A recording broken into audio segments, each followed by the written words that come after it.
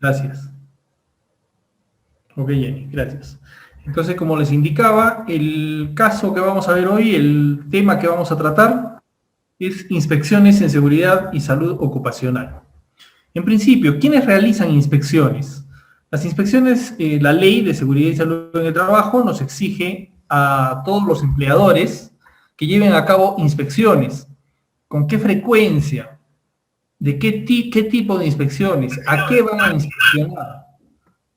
Todo eso no está detallado en la ley y eso es lo que el empleador debe de plasmar en su propio plan de seguridad y salud en el trabajo. Es decir, en el plan de seguridad y salud en el trabajo deben plasmar, por ejemplo, que las inspecciones a los botiquines, si se llevarán a cabo semanal, mensual, trimestral, las inspecciones a las zanjas, dependiendo del negocio, de la actividad económica que ustedes estén supervisando. No es lo mismo obras de construcción civil, no es lo mismo pues una industria que tiene un sistema de producción, digamos, continuo, no es lo mismo una industria que realiza ciertos trabajos distintos cada vez por orden de servicio, no es lo mismo una empresa de servicios, una entidad bancaria, un colegio, una institución, un restaurante, etcétera.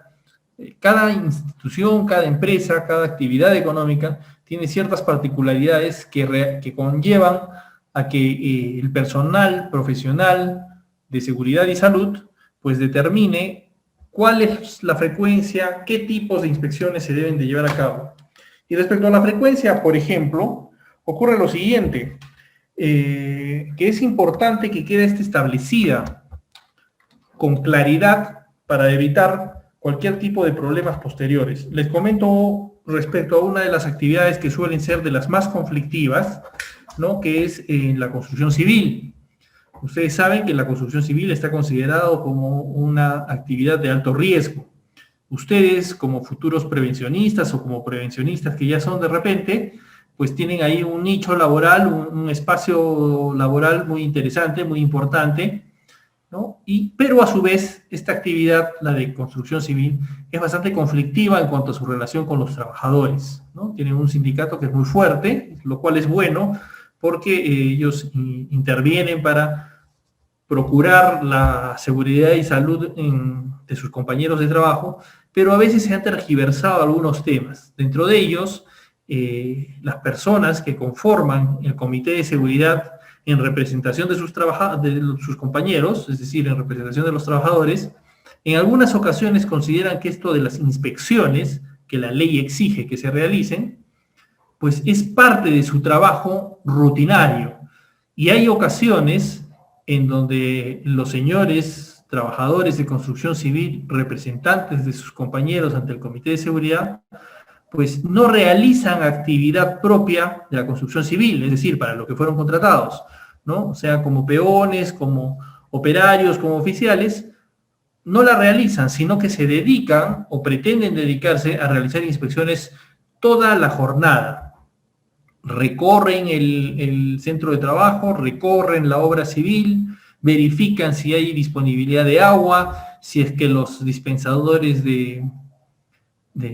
por ejemplo, de protector solar están llenos o con la cantidad suficiente, si sus compañeros están utilizando adecuadamente los guantes, los cascos, etcétera, etcétera, ¿no? Y no es esa la función, primero, de los miembros del comité de seguridad, y segundo, que esto nace porque la empresa no tiene establecido en su plan de seguridad cuáles van a ser las frecuencias y los modos de elaborar, de trabajar estas inspecciones. Si bien la ley lo exige, no es pues un puesto de trabajo, ¿no? No es un puesto de trabajo, es decir, no, al trabajador no se le contrata, no se le paga para que realice inspecciones. Esa labor de realizar inspecciones es una labor por la cual se le remunera y se le paga al prevencionista y no a los trabajadores. ¿Ya? A veces esto ha ocurrido como un abuso del derecho, ¿no? El trabajador pues considera incluso que debe de ser la persona que les pase la voz a sus compañeros a la hora del almuerzo y cosas así. Entonces ahí es importante ustedes como prevencionistas que para evitar algún tipo de inconveniente, pues esto quede claro cuando conforman el comité y señalan. Se hará una visita o una inspección semanal o de repente una diaria al iniciar las labores, o una después de almuerzo. Bueno, eso lo determinan ustedes con los trabajadores. ¿Correcto? Adicionalmente a las inspecciones que tiene que llevar el empleador, que tienen que además generar un registro, están todas las empresas sujetas a la fiscalización de SUNAFIL. SUNAFIL es la Superintendencia Nacional de Fiscalización Laboral, ¿no? ¿Qué cosa es? Es pues un organismo técnico especializado, es el ente rector de autoridad central del sistema de inspección de trabajo, ¿no? Pertenece, por tanto, pues al sector trabajo, es una entidad adscrita al Ministerio de Trabajo y verifica el cumplimiento de las normas de seguridad y salud en el trabajo, así como de las normas sociolaborales. Cuando hablamos de normas sociolaborales nos referimos pues al cumplimiento de pagos de remuneraciones, de gratificaciones, de CTS, entrega de boletas, de certificado de trabajo, registro de planilla, etc.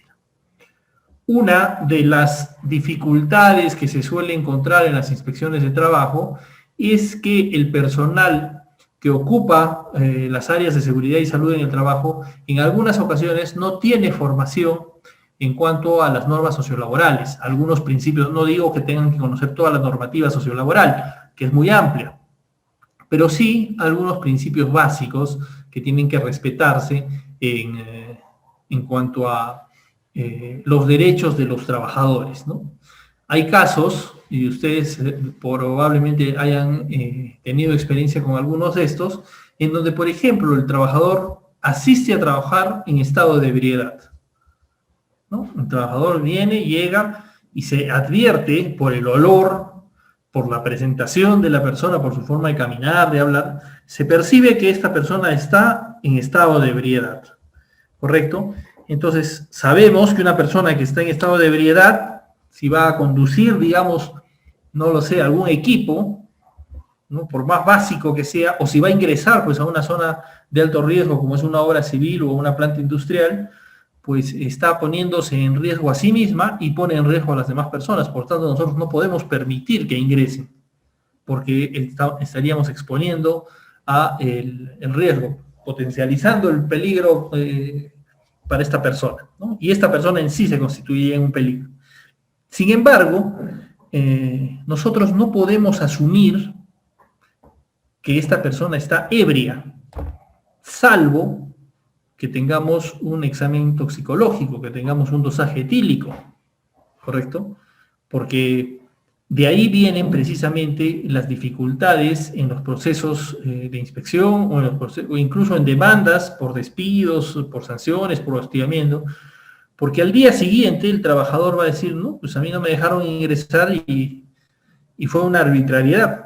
Y usted, como profesional serio que es, dirá, no, el señor no ingresó, yo impedí que ingrese porque el señor estaba ebrio. Pero lamentablemente entre la palabra de usted y la palabra del trabajador no tenemos ningún documento o evidencia que señale que efectivamente estaba ebrio. La única forma o la única autoridad que puede hacerlo es la policía a través de un dosaje, ¿no? Entonces, estos pequeños detalles son los que en algunos casos generan y le restan autoridad a los prevencionistas y más bien les llenan de ínfulas a algunos trabajadores de decir, imagínense, ¿no? Que ustedes tengan que regresar el tercer día, el trabajador se reincorpora, viene a trabajar y les pone una denuncia por hostigamiento, quedan ustedes obligados a pagarle la remuneración y se salió con la suya el borrachito. ¿Por qué? Porque de repente no llevamos a cabo un procedimiento adecuado en donde se respeta el debido proceso y el derecho de defensa de la persona. Porque yo puedo ver, yo puedo oler y decir, esa persona está borracha. Entonces, como empleador tengo la facultad de decirle, señor Juan, vamos a trasladarnos a la policía para hacer un dosaje etílico. ¿Correcto? Entonces, recién ahí es que nosotros podemos, con el dosaje etílico, tener la certeza de que el señor está ebrio. Y las normas sociolaborales nos indican que si el trabajador se negase a llevar a cabo cualquier tipo de examen, dentro de ellos el examen toxicológico, el dosaje etílico, entonces se da por cierta la condición del dosaje positivo. ¿Ok? Esto también ha conllevado que en algunas ocasiones, pues, y respetando la dignidad de la persona, el prevencionista, el administrador o la persona a cargo, pues ha optado por decir, oye, tú has venido borracho, vamos, y hacer un escándalo. Cuando este es un tema que debe tratarse de manera privada, ¿no? Decirle, señor Juan, vamos a ir.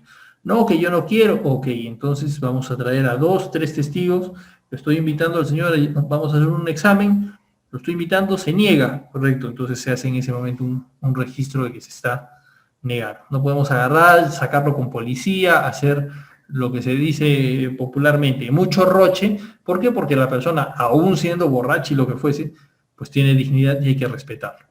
¿Correcto? Entonces, por eso hacía yo la observación de que nosotros como SUNAFIL verificamos el cumplimiento de normas sociolaborales, ¿ya? Y de seguridad y salud en el trabajo. Y ambas están relacionadas, las de seguridad y salud en el trabajo. De manera que yo les recomiendo que puedan dar ustedes una leidita adicional a lo que es la seguridad y salud, en lo que son expertos, en lo que se están formando, en temas sociolaborales. ¿Qué cosa es lo que realiza la SUNAFIL? La SUNAFIL tiene 2 pilares de atención, que son la prevención y asesoría, es decir, nosotros como inspectores, la SUNAFIL como institución, brinda asesoría técnica a los empleadores y también a los trabajadores, ¿correcto? Cualquier empresa puede solicitarle a SUNAFIL que lleven a cabo algún proceso de orientación y asesoría, y también pueden pedirlo los trabajadores, sean de manera individual como de manera conjunta, como sindicato, como agrupación, etc. Ese es, digamos, un pilar, el de prevención y asesoría. Y el otro, ¿no?, es el de la fiscalización, es decir, es el de verificar el cumplimiento de la normativa, ¿sí? Sea que esto se cumpla o no se cumpla, el proceso de fiscalización no puede detenerse una vez que inicia. ¿Cuándo inicia un proceso de fiscalización? Vamos a verlo posteriormente, pero esencialmente es por 2 motivos, ¿no? Uno es porque hay una denuncia, alguien ha denunciado algún caso, no me entregan EPPs, no se actualiza la matriz IPER, no nos dan capacitación, no contamos con un comité de seguridad, etcétera. La que fuese puede generar una denuncia de parte de cualquier persona, no solo trabajador, sino de cualquier persona. Ese es un origen, que generalmente es el que ocupa la mayor cantidad de inspecciones, de fiscalizaciones. Y otro es a través de operativos, ¿no? La SUNAFIL establece operativos que podrían ser, bueno, vamos a fiscalizar a todas las obras civiles, no sé, pues del distrito de Gregorio Albarracín de Tacna, ¿no? O vamos a fiscalizar a las empresas cuyo RUC termina en 8, o todas las que están dedicadas al rubro metal mecánico, ¿correcto? O las que han incrementado trabajadores en los 3 últimos meses, entre más de 50 y menos de 100. O sea, hay muchos criterios de aleatoriedad por los cuales SUNAFIL puede determinar el proceso de fiscalización. De manera que no les sorprenda a ustedes cuando sean fiscalizados que necesariamente el motivo por el cual está el inspector visitándoles es porque ha habido algún denunciante. ¿Ya? Puede hacer que estén dentro de estos operativos y pues les tocó a su empresa. Como, repito, también puede hacer que alguien haya presentado una denuncia y este alguien no necesariamente es trabajador. Podría ser, a ver, si hablamos de una industria, de repente el vecino al cual le molesta el ruido, pues agarra y le pone una denuncia a la empresa, ¿correcto? O sea, no necesariamente tiene que ser el trabajador. ¿Ya? La inspección de trabajo, bueno, hemos dicho ya que es un procedimiento en donde se investiga el cumplimiento de las normas laborales, ¿no? Está regulado por las normas de la inspección de trabajo, es decir, hay un marco legal que obliga a llevar a cabo los procesos de la inspección de trabajo. Siempre se actúa de oficio por, como habíamos dicho, por decisión interna de la SUNAFIL, a solicitud de alguna entidad pública. También puede ocurrir que el Ministerio Público, el Congreso de la República, etcétera, nos haga alguna solicitud para intervenir, y por la denuncia de cualquier persona o identidad, ¿no? ¿A quiénes se puede fiscalizar? Pues todos los que son sujetos de inspección son las personas naturales, las personas jurídicas, empresas privadas, también las propias empresas que pertenecen a la actividad empresarial del Estado o que sin ser actividad empresarial tienen trabajadores registrados bajo el régimen del Decreto Legislativo 728. ¿Ya? De manera que la amplitud de la actuación de la Inspección de Trabajo es muy grande. Particularmente, de manera especial, este año pasado y este año que estamos pasando, se han dado ciertas condiciones especiales en el marco de la emergencia sanitaria en la que nos hemos visto envueltos, ¿no? Todos, en realidad, no solamente la Inspección de Trabajo, sino todos, para garantizar el cumplimiento de las medidas excepcionales y temporales que previenen la propagación del coronavirus. Hay ciertas normas especiales, como por ejemplo la priorización del trabajo remoto, ¿no? La utilización de tecnología de la información para requerir, para notificar. Sin perjuicio de ello, hay ocasiones en donde resulta absolutamente necesario que se realice una visita de inspección, ¿no? Por ejemplo, algún trabajador que señala, no me entregan EPPs, pues habrá que ir a verificar que efectivamente estén trabajando sin EPPs, ¿no? O podría ser que el trabajador diga, nos obligan a venir con nuestros propios EPPs, ¿no? Dicen, sí, ya yo te contrato, pero ¿sabes qué? Vienes con tus zapatos, con tu casco, con toda tu indumentaria, tú mismo te la traes, ¿no? En cuyo caso, ya no es necesario hacer una visita, sino basta con pedirle al empleador que nos acredite no solamente los registros de entrega, porque podría ser que nos presenten documentos firmados, sino también las facturas de compra de los EPPs, cuántos trabajadores tiene, 50, ok, pues debe haber comprado 50 por lo menos, 50 cascos, 50 pares de zapatos, etcétera, ¿no? Entonces hay trabajo que se puede realizar de manera virtual, como hay trabajo que tiene que ser necesariamente de manera presencial. Ahora bien, una orden de inspección, sea que surja por una indicación interna de SUNAFIL o a pedido de otra institución pública, o que se provenga de una denuncia, pues conlleva llevar a cabo una investigación. Si es una denuncia y el trabajador dice, por ejemplo, no nos capacitan adecuadamente, esa es la versión de una parte. El trabajador dice que no lo capacitan adecuadamente. Puede ser que no lo hayan capacitado, puede ser que lo hayan capacitado y esa capacitación haya sido insuficiente, no haya satisfecho sus expectativas. Puede ser que esta capacitación haya sido brillante, haya satisfecho las expectativas de esta persona, pero no ha tenido nada que ver con los riesgos a los que está expuesto. Entonces pueden haber muchas condiciones. Igual, cuando se genera una orden de inspección a través de un operativo, por ejemplo, operativo de verificación de cumplimiento de capacitaciones del año 2020, el inspector va a ir a la empresa y la premisa con la que parte es de que en la empresa no se han llevado a cabo las capacitaciones adecuadas, ¿no? Ni siquiera las mínimo cuatro que exige la ley, ¿no? Entonces se parte con esa premisa. Y en uso del derecho de defensa de la empresa y el cumplimiento del debido procedimiento, pues se le pregunta, se le consulta, se verifica documentalmente el caso con el empleador, de manera que se clarifica quién tiene la verdad, ¿no? Si el trabajador dice, no me han dado la capacitación y el empleador acredita que sí, pues entonces se concluye. O lo contrario, el trabajador dice, no me han dado las capacitaciones, el empleador no tiene cómo acreditar que ha dado las capacitaciones, entonces se concluye que hay infracción. En cualquiera de los dos casos, se concluye la investigación y se culmina con la emisión de un documento final.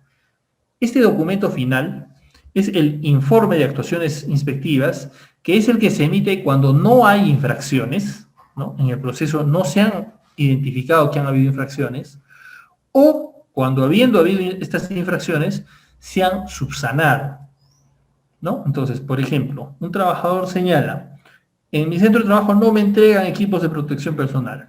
El inspector va a la empresa y verifica que sí han entregado equipos de protección personal, ¿no? Los trabajadores hacen un recorrido, ve que todos están utilizando, quienes realizan trabajo manual tienen sus guantes, quienes tienen riesgo de que algo les caiga en los pies, pues tienen sus zapatos con punta de acero, etcétera.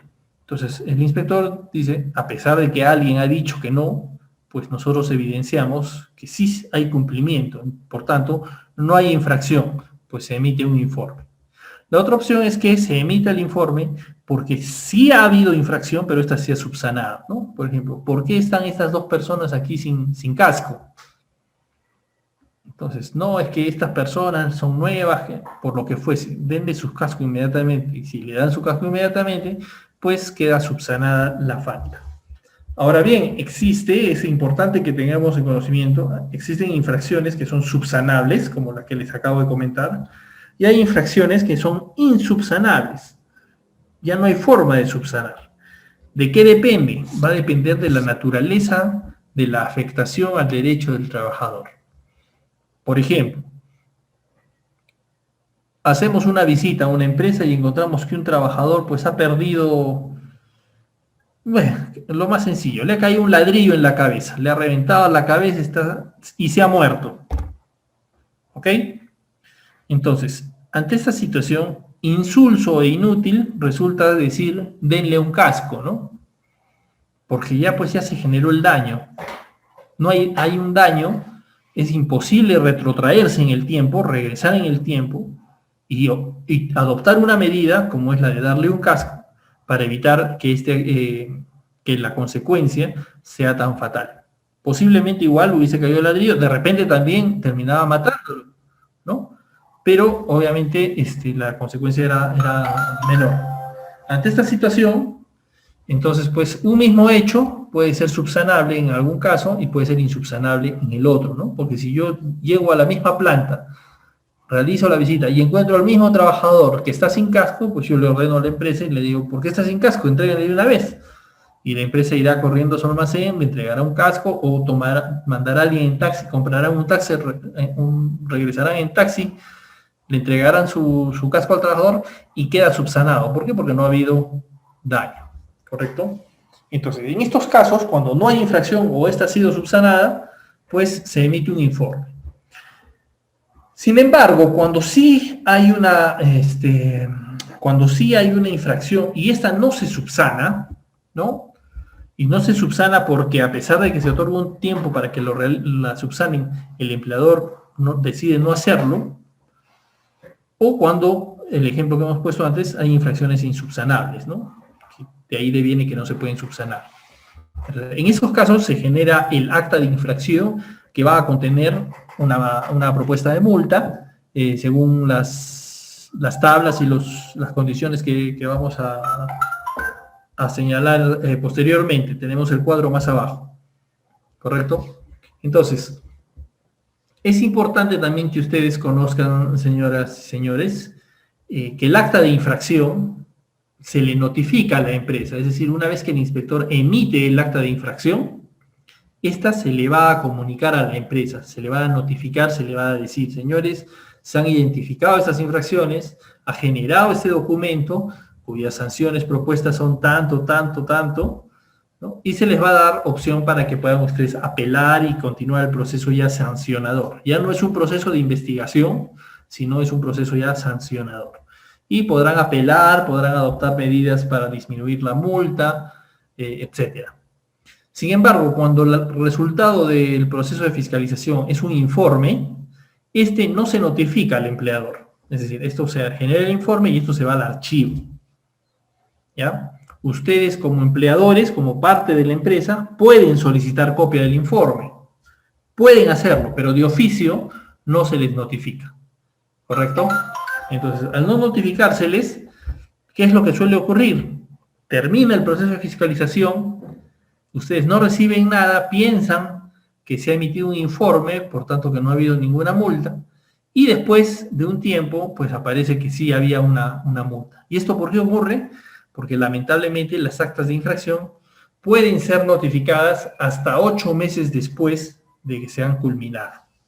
¿Ya? Este plazo lo estableció la ley, entonces puede ocurrir que ustedes fueron fiscalizados en enero, pues recién en agosto o septiembre podrían decir, bueno, no tengo nada, no se emitió ningún documento, en cuyo caso, pues obviamente ha sido un informe.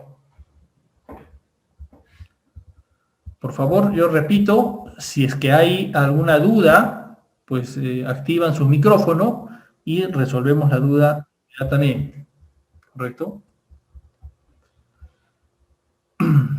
¿Cuál es el flujo del procedimiento inspectivo? Bueno, en primera instancia, como les digo, hay una denuncia de algún trabajador, de alguna persona, de alguna persona un vecino, un familiar de trabajador, etcétera, presenta una denuncia o aparece una solicitud del Congreso o del Ministerio Público que tomó conocimiento por la prensa de repente de alguna situación, o es parte de la programación interna de SUNAFIL llevar a cabo un proceso de fiscalización a tal o cual sector industrial.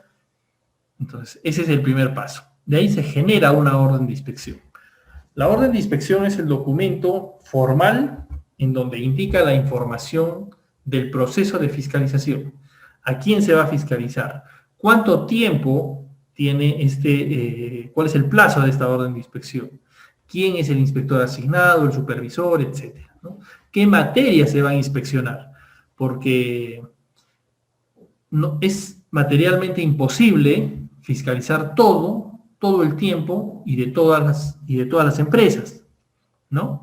Entonces, cuando se realiza un proceso de fiscalización, en la orden de inspección señala cuáles son las materias que se van a fiscalizar, ¿ya? Entonces, el inspector va a ir precisamente para verificar, por ejemplo, cumplimiento de entrega de EPPs, cumplimiento en contar con un plan de seguridad y salud en el trabajo y, no lo sé, exámenes médicos ocupacionales. Entonces, el inspector va a ir y va a verificar esas tres cosas.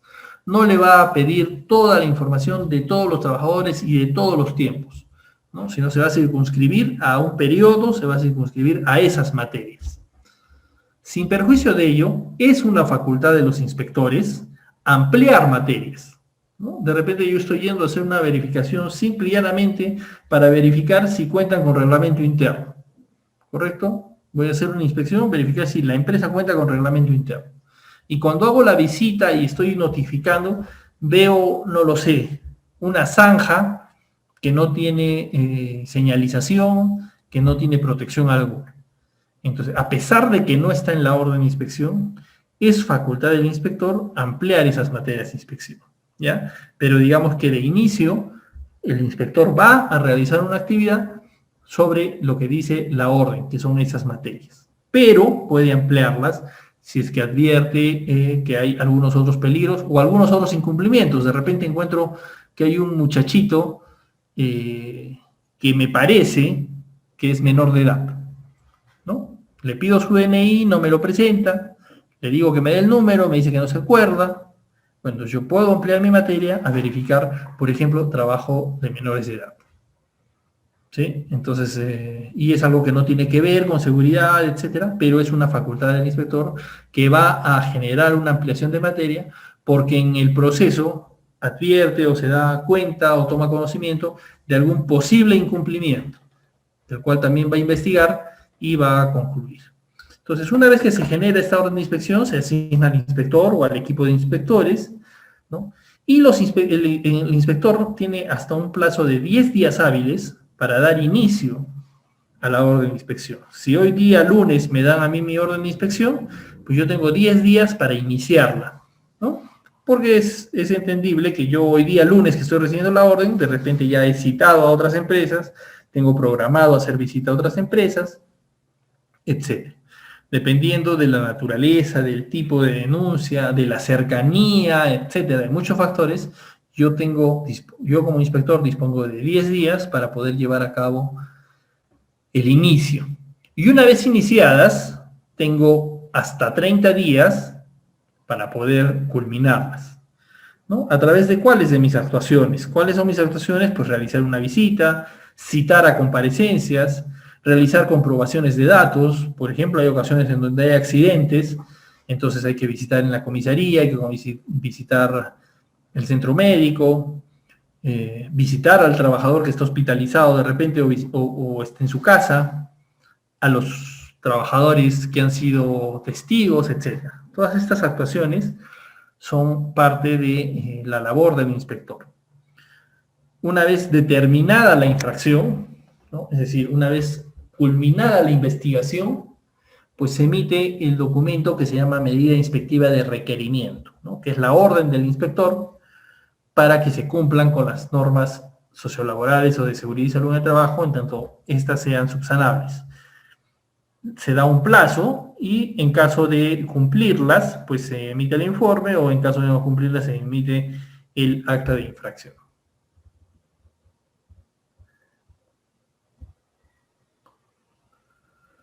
Uno de los principios que guía las actuaciones inspectivas de investigación es el principio de equidad, ¿no? Y el principio de equidad simplemente implica pues dar igual tratamiento a las partes, sin conceder a ninguna de ellas ningún privilegio. ¿Ya? Aquí nosotros tenemos que ser muy claros en entender que si bien la denuncia surge de un trabajador o de un sindicato, ¿no? Y que los trabajadores son la parte más débil en la relación laboral, ¿no? Tenemos una empresa versus un trabajador, el principio de equidad implica en darle el mismo tratamiento a ambas partes. Si el trabajador me dice, no, pues no cumplen tal o cual cosa, y el empleador dice, sí, sí cumplimos, pues yo no le puedo creer ni a uno ni a otro. Lo que yo tengo que hacer es verificar documentalmente, con evidencias, cuál de las dos posiciones es la correcta.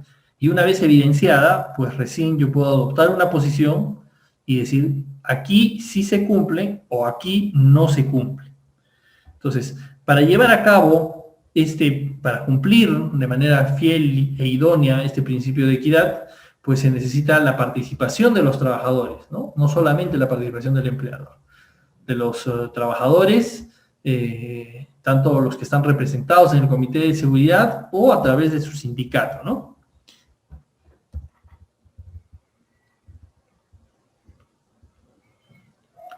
Hay ocasiones en las que al realizar una visita, ustedes van a tener la visita de un inspector y van a poder, o se van a encontrar con que se les notifica una medida de advertencia.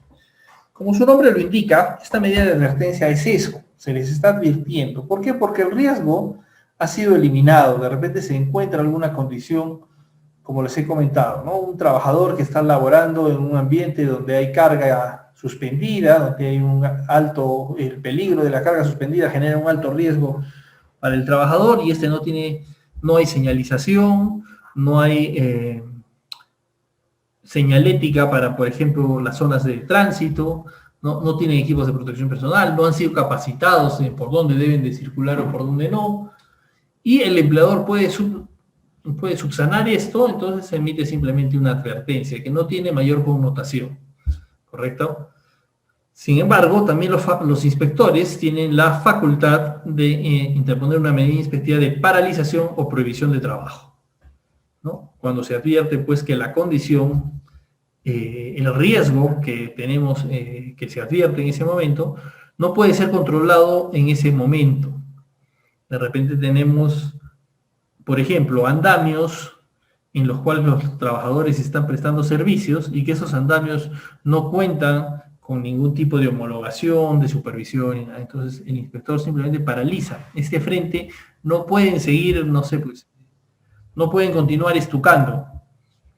No se puede continuar estucando esta pared. ¿Por qué? Porque los andamios que se han implementado, pues no están prestando las garantías para la seguridad de los trabajadores, ¿no? O un ambiente en donde de repente no se haya monitoreado los riesgos biológicos o químicos y haya una percepción de un olor que podría ser nocivo, tóxico, etc.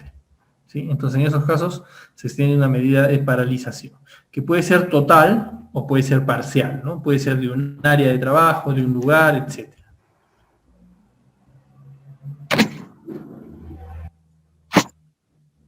Una de las infracciones comunes, cada vez menos comunes, pero aún son comunes, es sobre la obstrucción a la labor inspectiva. ¿Ya? Son de las más altas en cuanto a monto y muchas veces es generada incluso por los prevencionistas. Entonces tenemos que tomar en consideración cuáles son las facultades del inspector y qué es lo que dice la ley al respecto, ¿no? ¿Qué puede hacer el inspector y qué no puede hacer?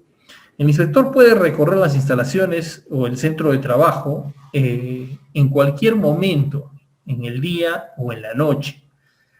no tiene que ser necesariamente dentro de la jornada de trabajo. No necesariamente tiene que ser avisado o anticipado. Son facultades de la inspección. Hay ocasiones en donde, por ejemplo, se visita una industria y dicen, no, y los de turno noche quedan aquí, pero no hay nadie que los reciba, así que no puede usted ingresar. Entonces eso es obstrucción a la labor inspectiva, ¿no? O no se encuentra el jefe de recursos humanos, no se encuentra la persona encargada, usted no puede ingresar. No hay ningún trabajador. Bueno, eso el inspector va a verificarlo. El inspector tiene la facultad de ingresar a la planta, a la obra civil, a la empresa, a la oficina y verificar. Efectivamente, no hay ningún trabajador, entonces lo consignará en su acta. O se encontró un vigilante, se encontró una persona durmiendo, etcétera, ¿no? Se encontró 3 personas, en fin, todo eso lo consignará en el documento que extienda, en la constancia. Pero no se puede impedir su ingreso. Cuando se realiza la visita, el inspector, lo más común es que se realiza una visita siguiendo el proceso productivo, pero puede ser también a la inversa, ¿no? No hay ahí restricciones.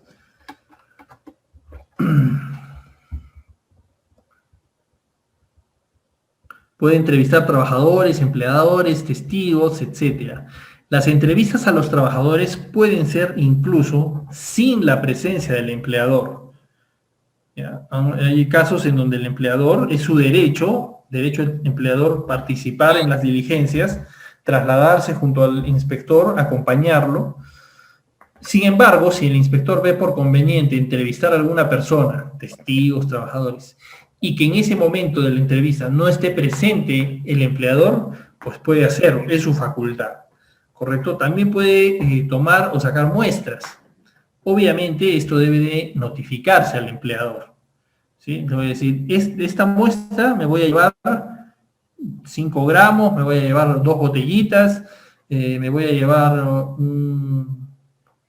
no sé, lo que establece, si es el inspector, pero obviamente tiene la facultad de hacerlo, pero tiene que avisarlo. O sea, no basta con que el inspector pasa por ahí, encuentra una botellita, la agarra, se la mete al bolsillo y se la lleva y es su facultad. No, es su facultad llevársela, sí, pero tiene que avisarle a la persona encargada, decirle, esta botellita me la voy a llevar. ¿Cómo se llama? No sé. Ok, entonces pondremos ahí, ¿no? Llevo una botella de color blanca con sustancia que el prevencionista, la persona que atiende al inspector, indica no saber qué es. ¿Ya? Pero es una facultad. Puede realizar mediciones, elaborar croquis, obtener fotografías, videos, etc. Todo eso debe consignarse en la constancia. Si yo levanto un croquis, por ejemplo, de su planta industrial, pues debo consignar, se levantó croquis. Si yo tomo fotografías, ¿no? Se consigna, ¿no? Se tomaron fotografías. Es facultad del inspector tomar fotografías y videos. Hay ocasiones en donde las empresas industriales especialmente señalan, alguien está con su micrófono abierto. A ver, un segundito, vamos a ver. Apaguen por favor su micrófono quien lo tiene abierto.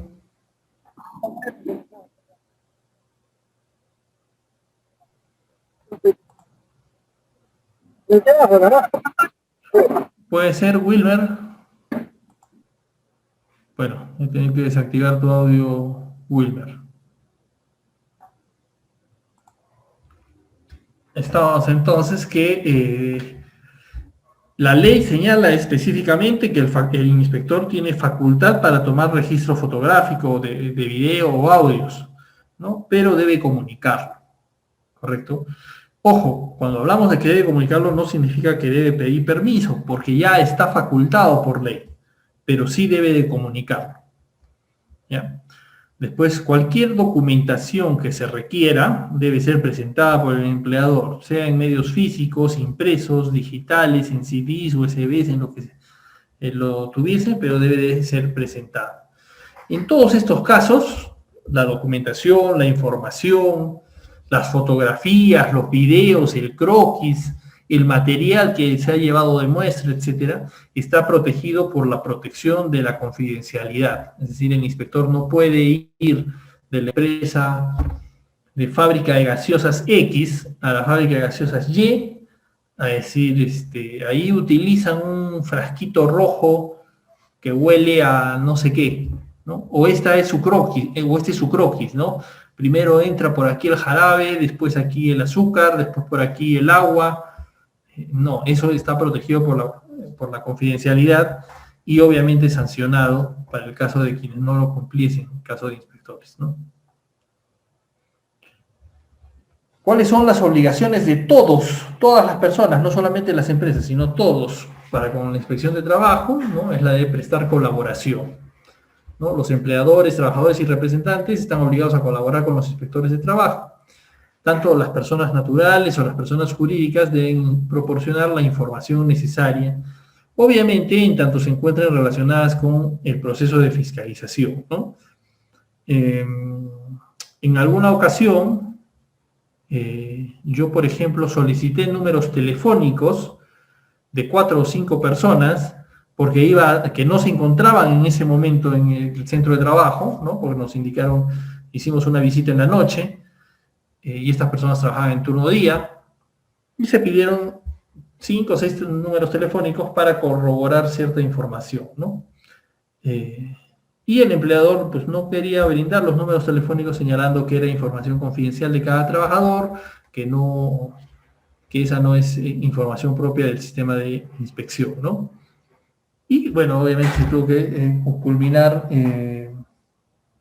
notificándoles pues una multa, ¿no? Porque eso es parte del proceso de inspección. Uno no pide los teléfonos porque quiere conocer a tal o cual persona, sino porque tiene que entrevistarlas, precisamente porque tiene que validar cierta información. Ahora, hemos hablado hasta el momento cuáles son las obligaciones de todos, de la empresa y de todas las personas con el sistema de inspección de trabajo. Ya conocen ustedes de los cursos anteriores qué es lo que dice la ley, qué es lo que dice el reglamento, qué es lo que dicen las resoluciones y todas las normas sectoriales al respecto de seguridad y salud en el trabajo, ¿no? Cuándo es que se considera trabajo en altura, cuántas capacitaciones deben brindarse mínimo al año, qué documentación debe entregarse al trabajador cuando se incorpora a trabajar, con qué frecuencia se debe actualizar el IPER, etcétera. Todas esas normas ustedes ya las conocen. También ahora hemos hablado de cuáles son las obligaciones y las facultades de los inspectores para no incurrir en multas por obstrucción a la labor inspectiva. Todas esas infracciones se tipifican, es decir, se determina si son leves, graves o muy graves. Eso vamos a pasar a revisar ahora, porque de esa tipificación va a depender la multa que se imponga a la empresa, de ser el caso de que se identifique algún incumplimiento. ¿Ya? Existe un cuadro que lo tenemos nosotros visualizando en este momento, que está en el decreto Supremo 015-2017-TR, ¿ya? Y que se va actualizando cada 2 años, con información cada 2 años, va modificándose, que está en función de la UIT. Ustedes pueden ver aquí que hay 3 grandes grupos, ¿no? Uno, microempresa, otro, pequeña empresa, y otro, no MIPE, ¿no? En no MIPE agrupamos a todos aquellos que no están registrados ni como micro ni como pequeña empresa. Cuando hablamos de micro o pequeña empresa, nos referimos estrictamente a la concepción que da la ley. Anteriormente señalaba la cantidad de trabajadores y el monto de venta. Sin embargo, ahora el concepto de microempresa o de pequeña empresa única y exclusivamente depende del monto de ventas, más nada, ¿correcto? Única y exclusivamente del monto de ventas. Según el monto de ventas, se registra en REMIPE, que es el registro de la micro y pequeña empresa, que se hace a través también de la web con la clave SOL, ¿no? Y queda registrada o como microempresa o como pequeña empresa. Y si no está en ninguna de las dos, pues automáticamente pasa a ser no MIPE, ¿ya? Aunque sus ventas sean menores, ¿ya? Entonces, si ustedes trabajan en una pequeña o mediana o microempresa, lo primero que deberían hacer es preguntar al jefe, al dueño, si están registrados en REMIPE. Para registrarse en REMIPE, como les digo, basta entrar a la página web del Ministerio de Trabajo con la clave SOL y pues se registran como tal. Esto se cruza con información con SUNAT y según el volumen de ventas, pues queda como microempresa, como pequeña empresa. Entonces, el primer criterio para determinar una multa es esa condición, si es micro, si es pequeña o si es no MIPE. El segundo criterio es la cantidad de trabajadores afectados, que ustedes pueden verlo desde la columna 2 hasta el final, ¿sí? Y que varía, ¿no? Para microempresas cada columna es 1, 2, 3, va de 1 en 1. ¿No? Para lo que es pequeña empresa, va de 1 a 5, de 6 a 10 y luego de 10 en 10. ¿No? De 11 a 20, 20 a 31, hasta de 100 a más. Y en el caso de no MIPE, pues el rango es más amplio, ¿no? De 1 a 10, de 11 a 25, en fin, hasta llegar a 1000 trabajadores a más. Ese es el segundo criterio. Y el tercer criterio para determinar cuál es la multa es la gravedad de la infracción. Si es leve, si es grave o si es muy grave. Pueden ver ustedes que en cada subcuadro tenemos leves, graves, muy graves, ¿no? Para pequeña empresa también tenemos leves, graves, muy graves, y para micro, no MIPE, lo mismo. Estos valores de cada intersección, ¿sí? Este 0.16, por ejemplo, que tenemos aquí en microempresa, para 3 trabajadores y para infracciones graves, es 0.16. ¿Qué cosa es? 0.16 de la UIT. Habíamos hablado aquí, les había dicho yo, que tipo de empresa, microempresa, pequeña empresa. Antes, como ya les indiqué, decía de 1 a 10 trabajadores o de 1 a 100 para ser pequeña empresa. Y los volúmenes de ventas. Hoy por hoy no sale, bueno, esto venía en un PPT, en donde aquí aparecía la línea tachada después, ¿no? Porque ya no se considera la cantidad de trabajadores. Una microempresa puede tener 200 trabajadores, una pequeña empresa puede tener 400 trabajadores, no importa, solo manda el monto de ventas, ¿correcto? Las ventas anuales. Si vende menos de 150 UITs, es microempresa. Si vende entre 150 UITs y 1700 UITs, es pequeña empresa.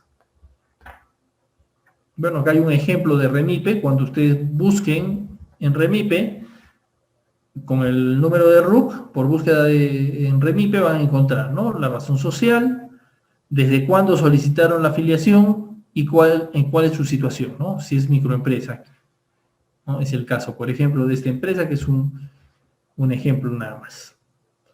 ¿Cuáles son las infracciones leves?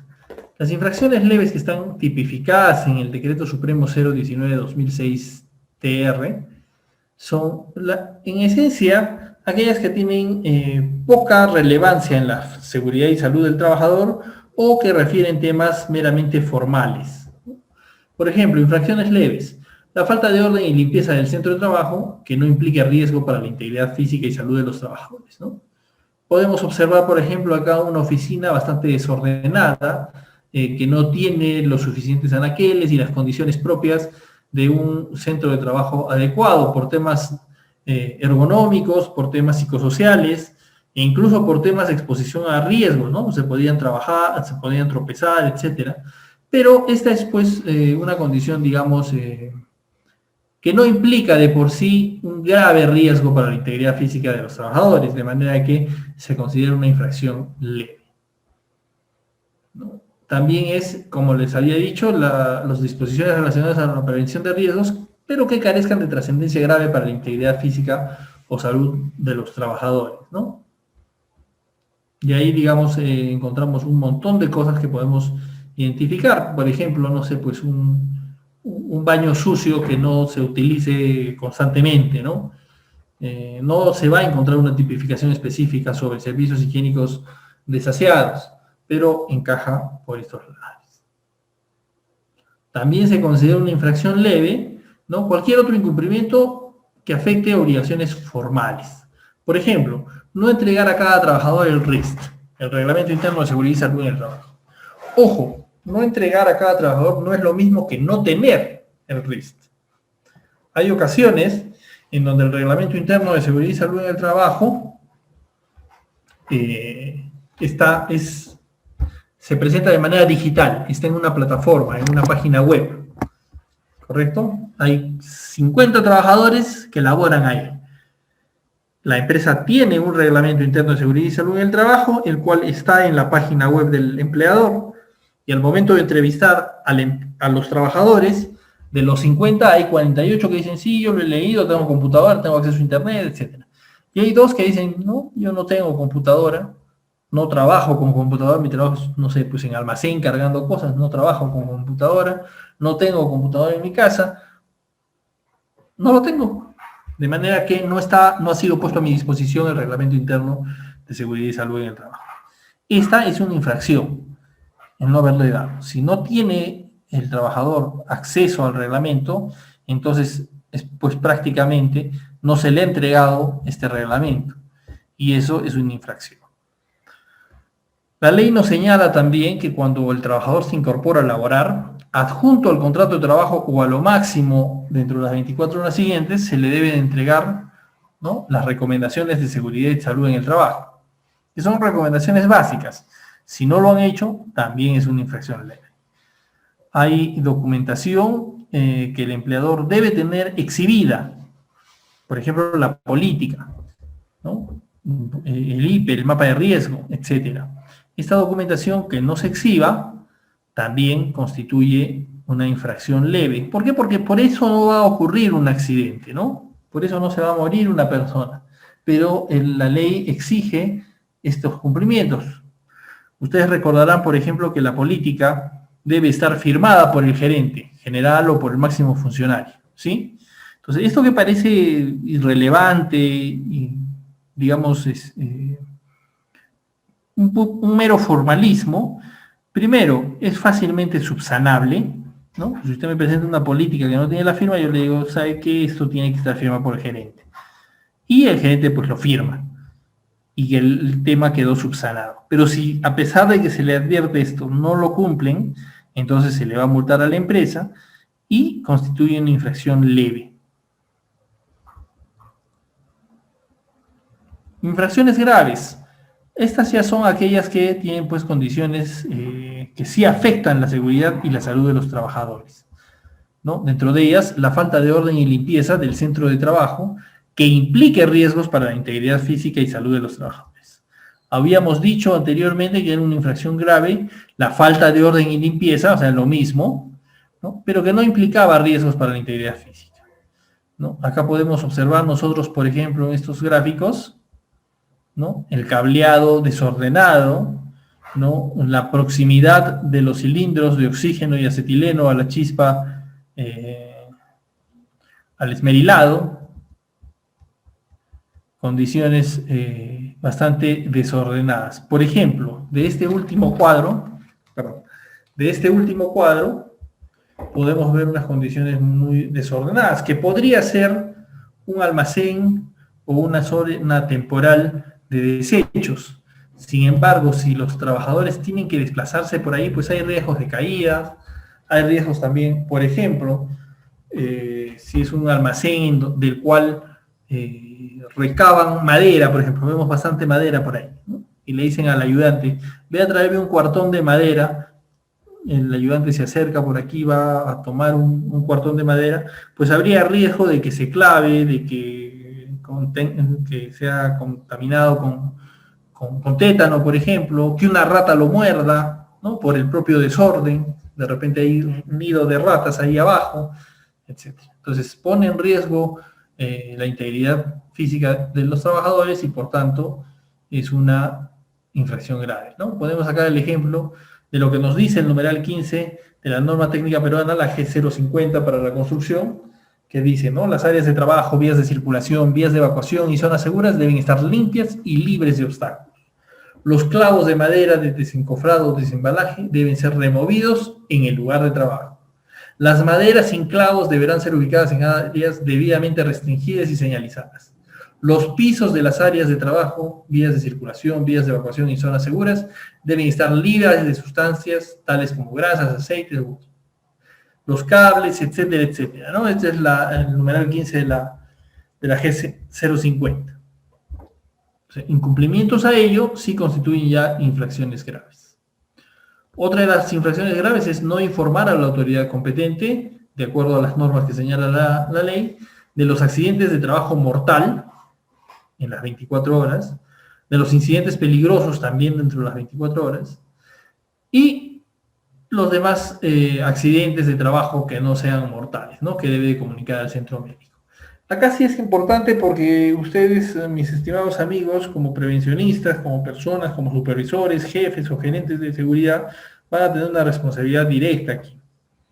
La ley señala que los accidentes de trabajo mortales o los incidentes peligrosos deben reportarse dentro de las 24 horas de ocurridas. Y esto significa, bueno, hay un aplicativo, hay una página web donde se registra esto en el SAT, en el Sistema de Accidentes de Trabajo, pero dentro de las 24 horas. Si ustedes lo registran después de las 24 horas, es una infracción insubsanable, porque a pesar de que pueden registrarlo, ya han transcurrido las 24 horas y no pueden retroceder en el tiempo para que esté dentro de las 24 horas. ¿Y cuál es el motivo, el criterio, la razón por la cual se establece esto de las 24 horas? Porque al reportarlo a ustedes, pues le permite al Estado tomar conocimiento del caso, designar a las áreas respectivas, dentro de ellas una FIL, para que procedan a realizar la investigación relativa. Si ustedes se avisan después de ese periodo, pues lamentablemente el Estado no tiene conocimiento, no realiza la inspección, no puede cumplir con su deber, y eso ya es, como les repito, termina siendo insubsanable. Y esta es una responsabilidad que a veces queda en el limbo. Imaginen ustedes, espero que no hayan pasado y espero que nunca lo vayan a pasar, pero es común que ocurra que cuando un trabajador se accidenta y fallece, son muchos elementos que hay que manejar: la investigación del accidente en sí, la recuperación del cuerpo en algunos casos, la comunicación a la familia, ¿no? La señalización, el bloqueo, la paralización de la zona de trabajo, la reprogramación de las actividades de los demás, etcétera, etcétera. Y lo último que se les ocurre es pues sentarse en la computadora y notificar esto al Ministerio de Trabajo, que además tiene una página web lenta y todo lo demás, ¿sí? Entonces, pasan más de 24 horas, de repente el accidente fue, no sé, a las 7 de la mañana, terminan de laborar, se van a su casa, y al día siguiente, que volvieron a entrar a las 7 de la mañana, pues se acuerdan que ya se pasaron las 24 horas y por tanto van a tener una multa. Entonces, esto es importante que tomen en consideración ustedes cuando establezcan las responsabilidades. En caso de un accidente de trabajo mortal o incidente peligroso, ¿quién va a reportar? ¿Quién llena esta información? Tiene que ser alguien que tenga acceso a la clave SOL, en fin. También hay que tener en consideración que cuando ocurre un accidente, nosotros tenemos la obligación, porque no hacerlo constituye una infracción grave, tenemos la obligación de comunicar esto al centro médico asistencial donde el trabajador accidentado es atendido. Hay ocasiones, yo espero que ustedes no tengan esto alguna vez, en donde el propio empleador oculta la ocurrencia del accidente de trabajo. Lleva al trabajador, a veces ni siquiera de salud o ni siquiera activa su propio seguro complementario de trabajo a riesgo, sino que lleva al trabajador a otra clínica, a otro centro médico, cubre los gastos, pero le dice al trabajador: di que te caíste en tu casa, di que te cortaste realizando otra actividad, di que te fracturaste jugando fulbito, ¿no? Esto lo hacen para no dañar sus estadísticas, para evitar algún tipo de inconveniente, pero es, como ven ustedes aquí, una infracción grave, porque ustedes tienen la obligación de informar a la autoridad competente, en este caso a los centros médicos, ¿no?, los accidentes que hubiesen ocurrido. Tienen la obligación de decir: sí, fue un accidente de trabajo, por negligencia del trabajador, por incumplimiento de normas de la empresa, por lo que fuese. El centro médico no lo va a investigar, pero tienen que notificarlo como tal, ¿correcto? Es más, los centros médicos, cuando presuman la existencia de un accidente de trabajo, aún que haya sido reportado como accidente común, también lo informan. Ustedes recordarán que en el reglamento de la Ley de Seguridad y Salud en el Trabajo señala que no solamente lo reportan los trabajadores, perdón, los empleadores, sino también los centros médicos, ¿no? Tienen hasta el 5.º día hábil del mes siguiente para reportar todos los accidentes que han atendido y que son, y también los que presumiblemente podrían ser accidentes de trabajo, ¿no? Porque el médico o la enfermera o la persona que hace llenar los datos le preguntan, ¿no? ¿Usted qué trabaja? Soy albañil. Ah, ok. ¿Tiene usted un clavo introducido en el pie? Muy bien. ¿Y cómo se clavó este clavo? No, que me fui a jugar fulbito. Ah, ya. Y es martes 10 de la mañana. Ah, martes 10 de la mañana jugando fulbito. Sí. Bueno, ok. Entonces van a consignar accidente común, porque es lo que la persona está declarando, pero lo van a incluir en su reporte mensual, ¿no? En cuyo caso, ante estas inconsistencias, pues es probable que haya una inspección y verifique qué pasó, cómo fue, qué testigos subieron, etc. Otra de las infracciones graves es la de no informar a la autoridad competente, ¿no? Respecto a llevar a cabo el accidente de trabajo, si ocurre daños a la salud del trabajador o existen indicios de medidas preventivas insuficientes. Entonces, no basta con que reportemos el accidente, sino que también tenemos que llevar a cabo la investigación del accidente, ¿ya? Y una investigación tiene pues que tener ciertas características técnicas. No basta con decir, ¿qué pasó? Se cayó. ¿Por qué se cayó? Es que estaba descuidado. Ah, ok. El trabajador, conclusión, el trabajador se cayó porque estaba descuidado. No, nosotros tenemos que verificar, hacer una investigación seria, ¿no? De los 5 porqués, de la espina de pescado, diagrama de Ishikawa. Hay muchas metodologías, bastantes metodologías.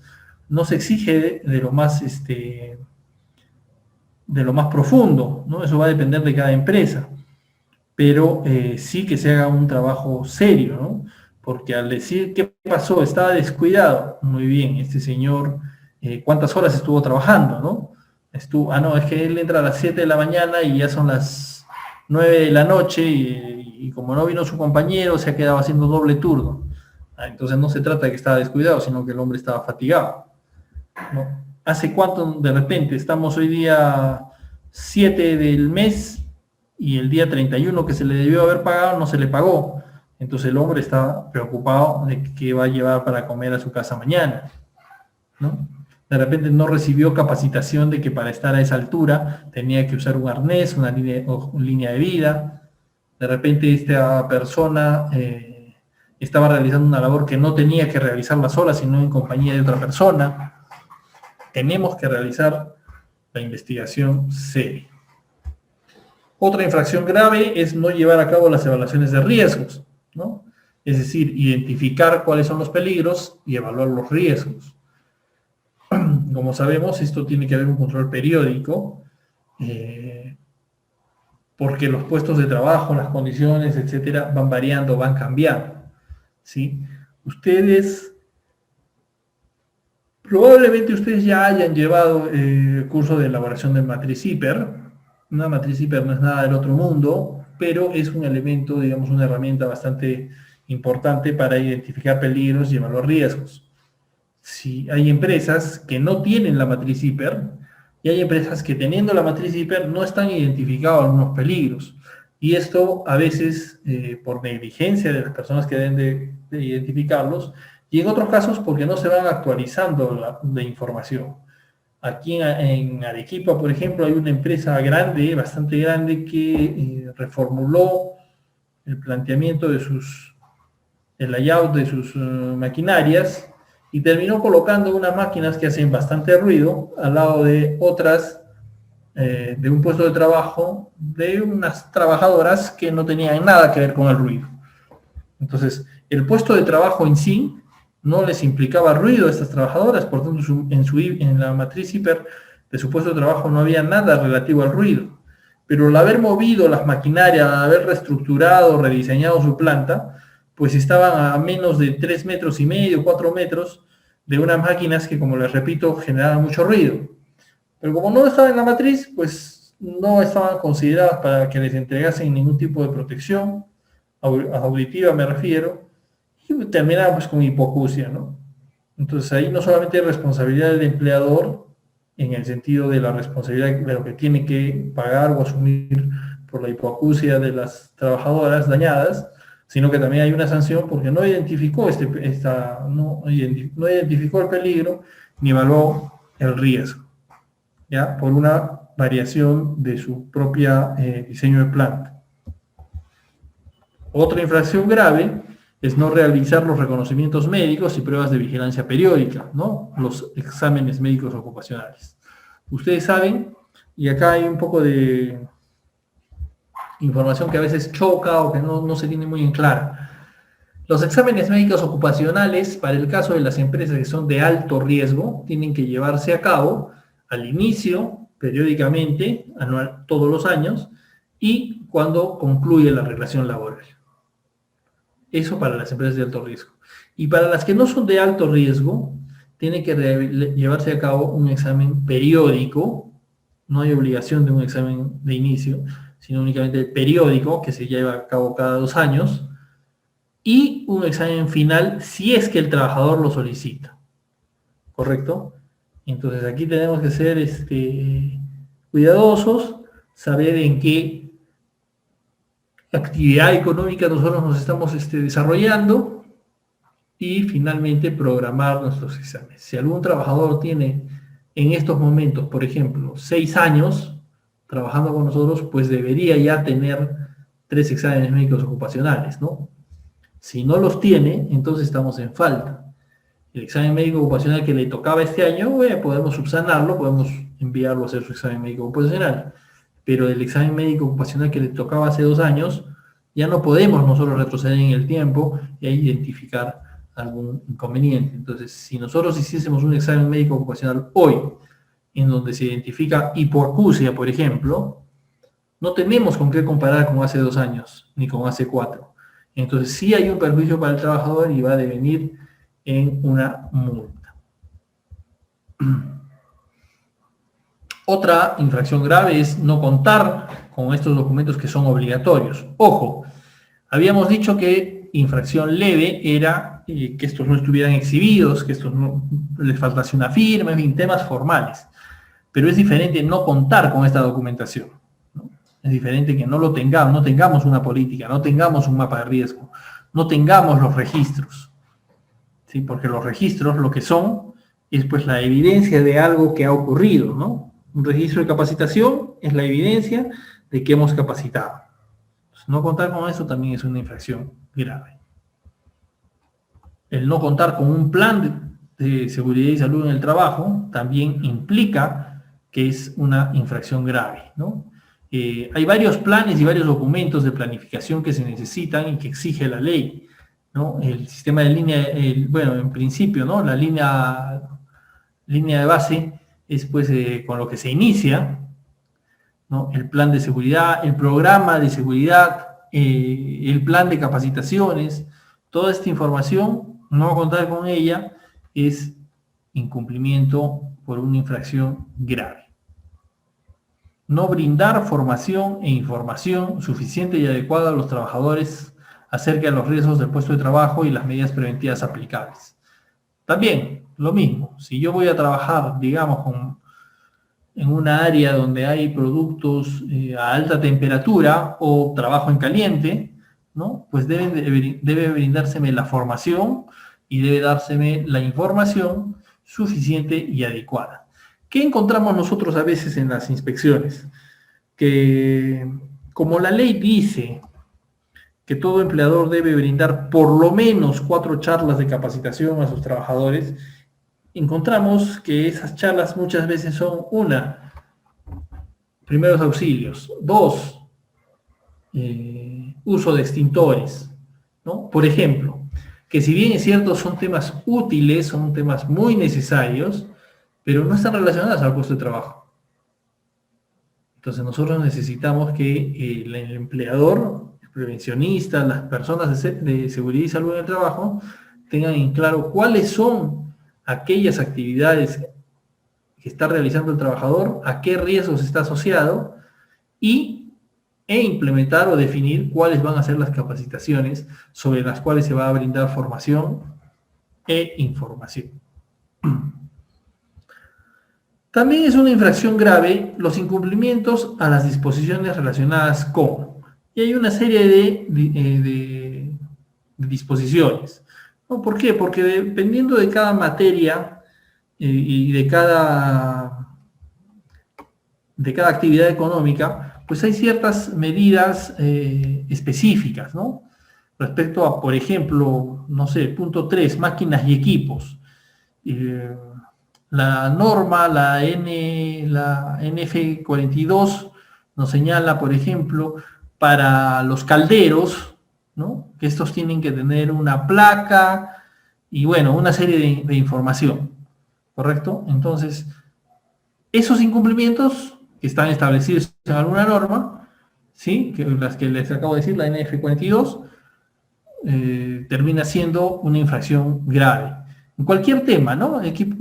Por ejemplo, señalización de seguridad, igual. Si yo transporto, digamos, material combustible, yo debo de tener un rombo en mi unidad vehicular, y ese rombo no puede, primero tengo que tenerlo, segundo, no indica números, colores y características así nomás porque sí. Hay una norma técnica que establece qué significa cada número, qué significa cada color, la ubicación dentro de cada rombo, por ejemplo, ¿no? Lo mismo ocurre con etiquetado y envasado, almacenamiento de sustancias peligrosas, servicios o medidas de higiene personal, etc.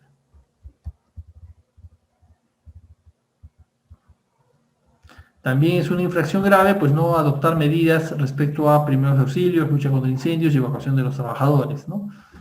Yo tengo un caso, por ejemplo, en donde un trabajador tienen cámaras de seguridad y en la cámara se observa que el trabajador está laborando, de pronto se detiene y de pronto se desploma, ¿no?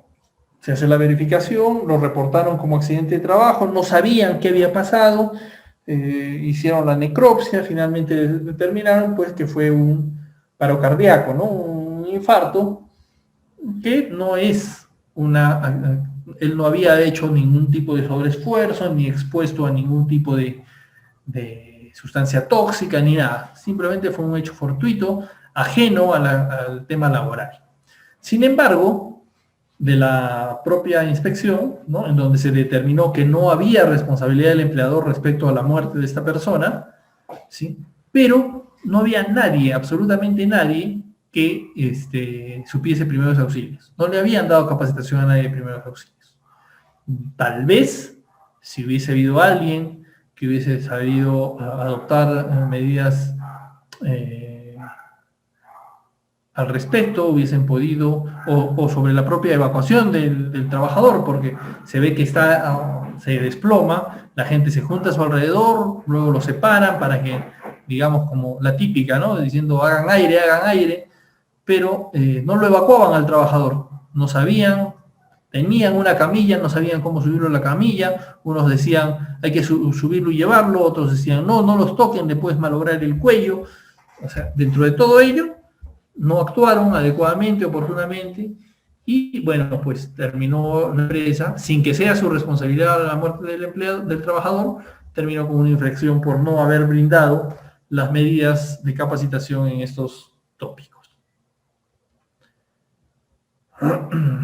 Hay muchas ocasiones, especialmente en compañías mineras, en compañías de construcción civil y en general en otras en donde hay contratistas o subcontratistas, en donde en un mismo centro de trabajo, en un mismo lugar, funcionan u operan varias empresas, 2 o más empresas, ¿no? En estos casos debe existir coordinación entre estas, porque la falta de esta coordinación genera una infracción, y es una infracción grave, ¿correcto?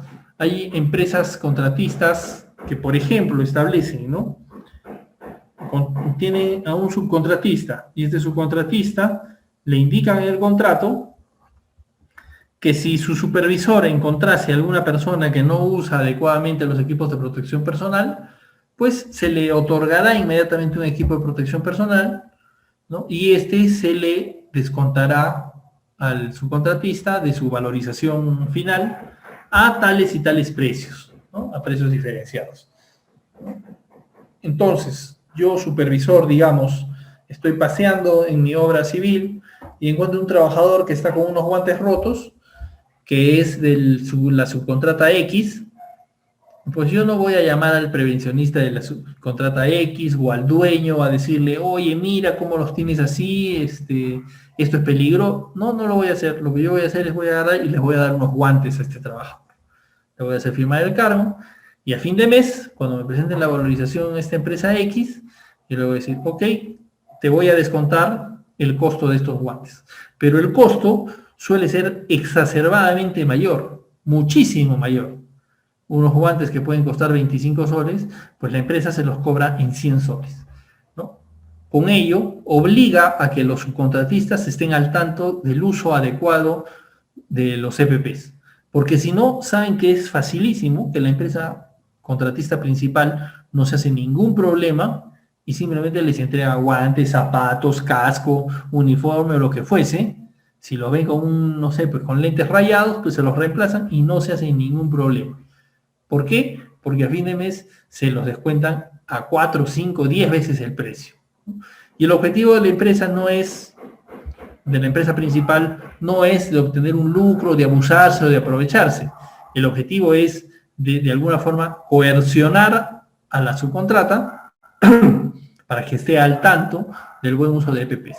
Este mecanismo, por ejemplo, es un elemento de coordinación, ¿no? Que está establecido en su contrato y todo. Es decir, el subcontratista no podría decir, no, yo no quiero esos guantes, ¿para qué se lo diste? Pues yo no quería que se lo dieras.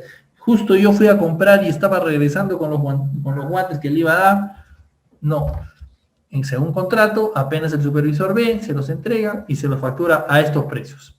Punto. Está firmado y no tienen para reclamar. Otra infracción grave es no contar no constituir, no contar, no designar al supervisor o a los miembros del Comité de Seguridad y Salud en el Trabajo, así como tampoco a brindarles la formación y capacitación específica sobre el Comité de Seguridad y Salud, ¿no?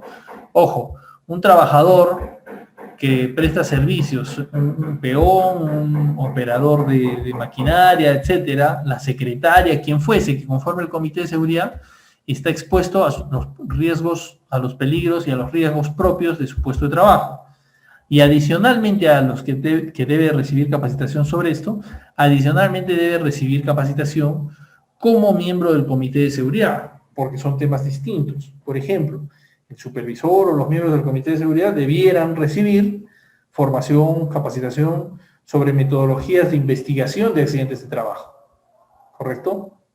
No tiene que ver con algo propio de su puesto de trabajo, sino a la naturaleza de ser parte del Comité de Seguridad. Esa es una infracción también.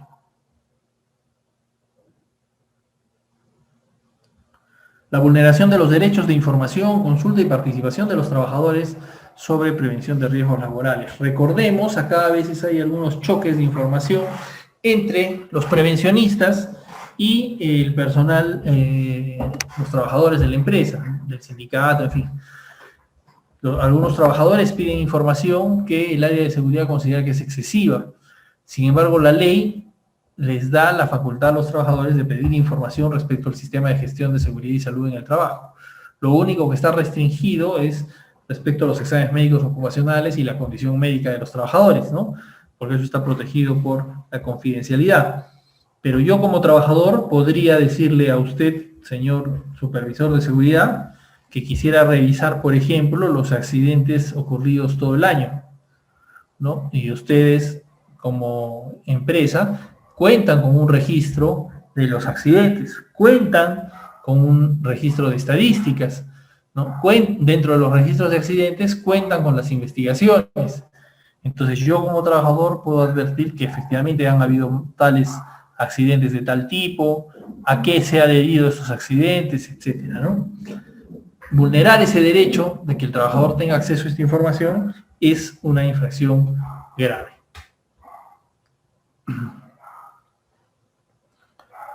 También tenemos, pues, ustedes saben que la ley exige que se lleve a cabo auditorías con cierta frecuencia, ¿no? 2 años para las empresas de alto riesgo, 3 años para las que no lo son. Y a pesar de que eso no se está fiscalizando aún, pero el incumplimiento de esto, pues también es una infracción grave. ¿Ya? También tenemos empresas cuya actividad económica se encuentran consideradas de alto riesgo, están en el anexo 5, ¿no?, de la Ley de Modernización de la Seguridad Social, y esas tienen obligatoriamente que contar con un seguro complementario de trabajo de riesgo, lo que se llama el SCTR. ¿Sí? El no contar con el SCTR en favor de sus trabajadores también es una infracción, y ojo, son infracciones separadas incluso, porque una cosa es el SCTR salud, esa es una infracción, va a haber una multa. No contar con el SCTR pensiones, también es otra multa, etc. Ahora, pasamos a las infracciones muy graves. Las infracciones muy graves, como su nombre lo indica, pues están constituidas por aquellas que tienen una connotación especial. Por ejemplo, cuando hablamos de protección a personas o a grupos de personas que se encuentran dentro de lo que se llaman grupos más vulnerables, ¿sí? Por ejemplo, cuando las medidas que hubiésemos adoptado o las infracciones o los incumplimientos que tuviésemos, pues afectan a la madre trabajadora, ¿no?, en periodos del embarazo, de lactancia, o personas con discapacidad, ¿no? Esas son consideradas infracciones muy graves. También cuando no se observan normas específicas en materia de protección respecto a los menores trabajadores. La ley nos permite que trabajen a partir de los 14 años algunos trabajadores, niños menores, 14, 16 años, en fin, la ley establece qué cosas pueden hacer a partir de ciertos rangos de edad, pero en cualquiera de ellos la protección en seguridad y salud debe ser máxima. Incumplimiento a ello es una infracción muy grave. También cuando se designan a trabajadores cuyas condiciones son incompatibles con los puestos de trabajo, ¿no? Esto es a veces, por ejemplo, pongo en el ejemplo más claro, ¿no? Mandar a conducir una unidad vehicular a alguien que no tiene licencia, ¿sí? Esa es una infracción muy grave, y aunque les parezca un ejemplo exagerado, ocurre. Y sin ir muy lejos, hace poco, un camión compactador de una municipalidad, no voy a decir qué municipalidad, pero de una municipalidad, un camión compactador, realizando su labor en un punto X, se detuvo, el conductor descendió de la unidad vehicular a ayudar a los recogedores de la basura, y el camión empezó a retroceder porque estaba un tanto empinada la cuesta, y termina atropellando y matando a uno de los recolectores de basura, a uno de los trabajadores. ¿Qué ocurre con esta persona que conducía? Pues no tenía licencia, nunca había sacado licencia. Es un trabajador antiguo que antes era también personal de limpieza. En un momento X faltó un conductor, el jefe le dijo, ya pues manéjalo tú. Ese manéjalo tú se alargó una semana porque el conductor pues terminó con un descanso médico prolongado, una semana, 2 semanas, finalmente renunció otro, y esta persona se quedó como conductor sin tener licencia de conducir. Y como es conductor de la municipalidad de uno de los camiones recogedores de basura, pues la policía nunca lo paraba, nunca lo detenía, y el señor transitaba. Y hacía 8 años que estaba en esta situación. 8 años conduciendo sin tener licencia. Al final, más allá de que supiese o no supiese conducir, no tenía licencia. Entonces eso es una condición pues incompatible, ¿no? Ojo acá, el deber de confidencialidad. Ha ocurrido en muchas ocasiones que el inspector ha solicitado información relativa a condiciones de salud de algún trabajador o de los trabajadores en general, y la empresa me ha presentado todo el examen médico profesional completito. Y eso vulnera el deber de confidencialidad. Solamente los médicos y el paciente trabajador, pueden tener el acceso a toda esta información. A lo que tenemos acceso los demás seres humanos comunes y corrientes, ¿no? Los inspectores, los prevencionistas, los jefes de seguridad, los jefes de recursos humanos, los gerentes, en fin, es al resumen, a la condición de si es persona apta, si es persona no apta, o si es apta con restricciones. Entonces, si es apta con restricciones de que no puede viajar a lugares que estén a una altitud de más de 3.000 metros, por ejemplo, ok, lo tomaré en consideración y no le puedo dar, si es un vendedor, por ejemplo, no le puedo dar la zona de Puno, ¿no? De Pasco, en fin. Pero conocer el estado médico no podemos, solamente la condición de apto, no apto o apto con restricciones, ¿ya? En mi examen médico ocupacional podría salir que yo tengo SIDA. Nadie tiene por qué saber que yo tengo SIDA. Solo lo sabrá el médico ocupacional de la empresa o el médico ocupacional donde me hicieron a cabo mi examen médico y yo.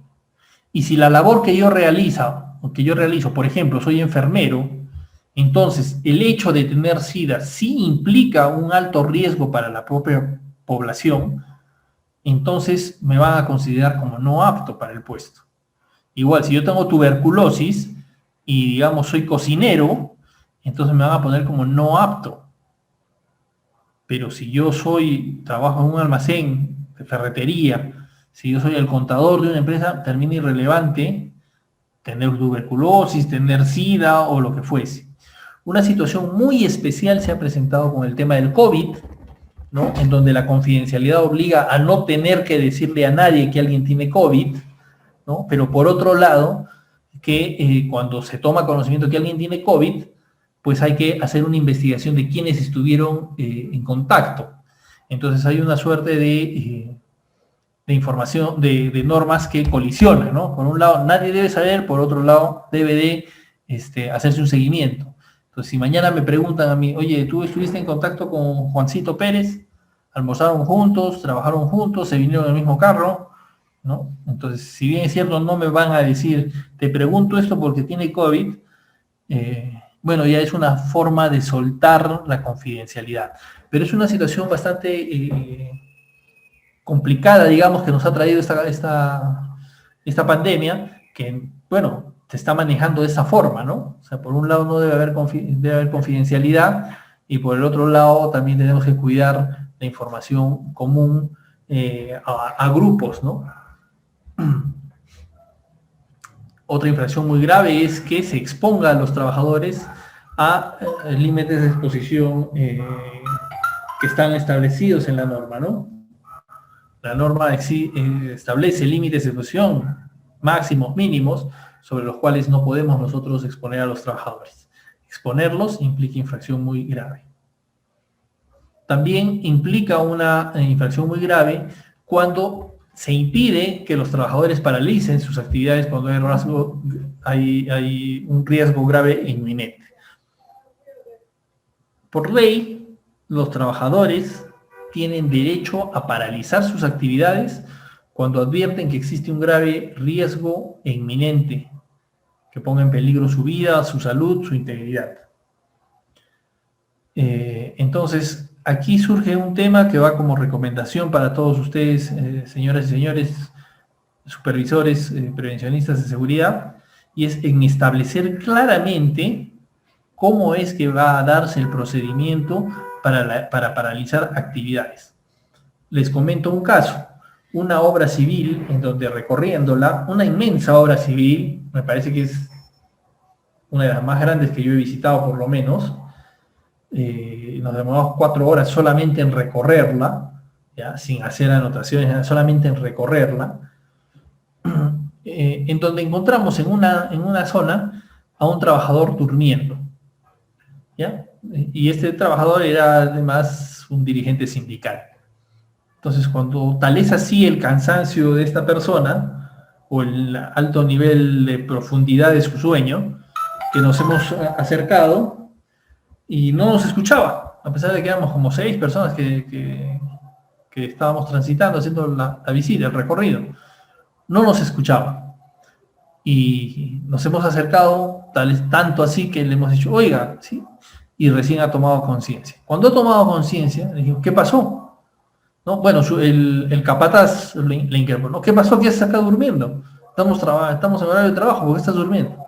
Y entonces el trabajador inmediatamente, como les digo ya ducho en el tema, dirigente sindical, indicó, no, lo que pasa es que yo he paralizado mi trabajo porque ha habido un grave riesgo, un inminente y grave riesgo a mi persona de desmayarme porque está haciendo mucha calor, porque he sentido unos vaídos, he sentido unas ciertas náuseas y no tenemos dotación de agua potable para beber y por tanto yo en ejercicio de mi derecho he paralizado mis actividades y me ha recostado un momento. Y si bien es cierto, esto puede ser cierto, ¿no? O sea, puede ser cierto, al final no lo fue porque había un dispensador de agua a unos metros, la calor que él argumentaba no era, digamos, que generase una sofocación tal, ¿no? Pero lamentablemente la empresa no tenía un procedimiento, un memorándum, un instructivo que dijese cómo es que el trabajador ejercería su derecho de paralizar, ¿no? Es decir, si yo como trabajador percibo que estoy en un grave riesgo inminente de afectación a mi salud, a mi integridad, a mi vida, entonces yo debo de saber cómo debo actuar, o sea, qué debo de hacer. Debo recostarme, debo de avisarme a mi supervisor, debo ir al vigilante y decírselo, debo de anotarlo en una papeleta y entregárselo al prevencionista, debo tocar un silbato, jalar de una campanilla, ¿qué debo de hacer? Entonces, cuando eso esté establecido, yo puedo exigirle y decirle, oye, tú, ok, sentiste un vaído, sentiste que no sabías que había agua, la calor para ti era terrible y no podías, te ibas a desmayar, pues muy bien, pues has debido de cumplir el procedimiento e ir y sabes que ahí en medio de tal sitio hay una campanilla y has debido tocar esa campanilla o tocar este timbre o avisarle a tu capataz que está aquí a 20 metros y no proceder a recostarte y dormir el tiempo que tú quieras, pues, ¿no? Entonces, ahí tener esto en cuenta, porque si es que esta empresa hubiese pretendido sancionar al trabajador, por ejemplo, el trabajador hubiese argumentado de que él paralizó porque es su derecho, que la empresa le está impidiendo ejercer ese derecho y que no hay nada que lo prohíba, porque ha sido una falta de la empresa el establecer los mecanismos de comunicación de cuál debería ser el procedimiento para paralizar. ¿Ya? Entonces, en vez de sancionarlo al trabajador, la sancionada iba a ser la empresa.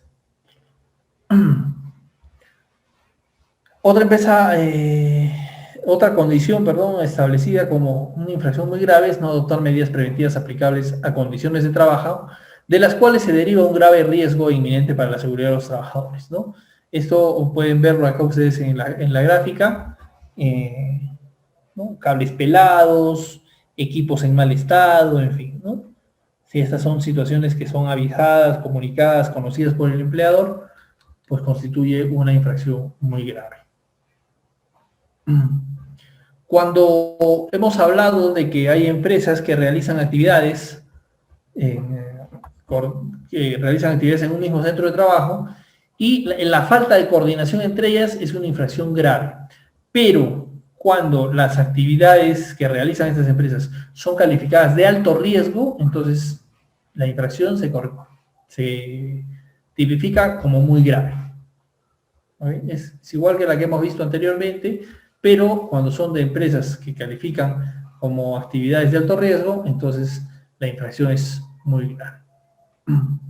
No implementar un sistema de gestión de seguridad y salud en el trabajo o no tener un reglamento de seguridad, ¿no? que es, digamos, lo más básico, es lo que te ordena la ley, tener un sistema de gestión. No tenerlo es una infracción muy grave.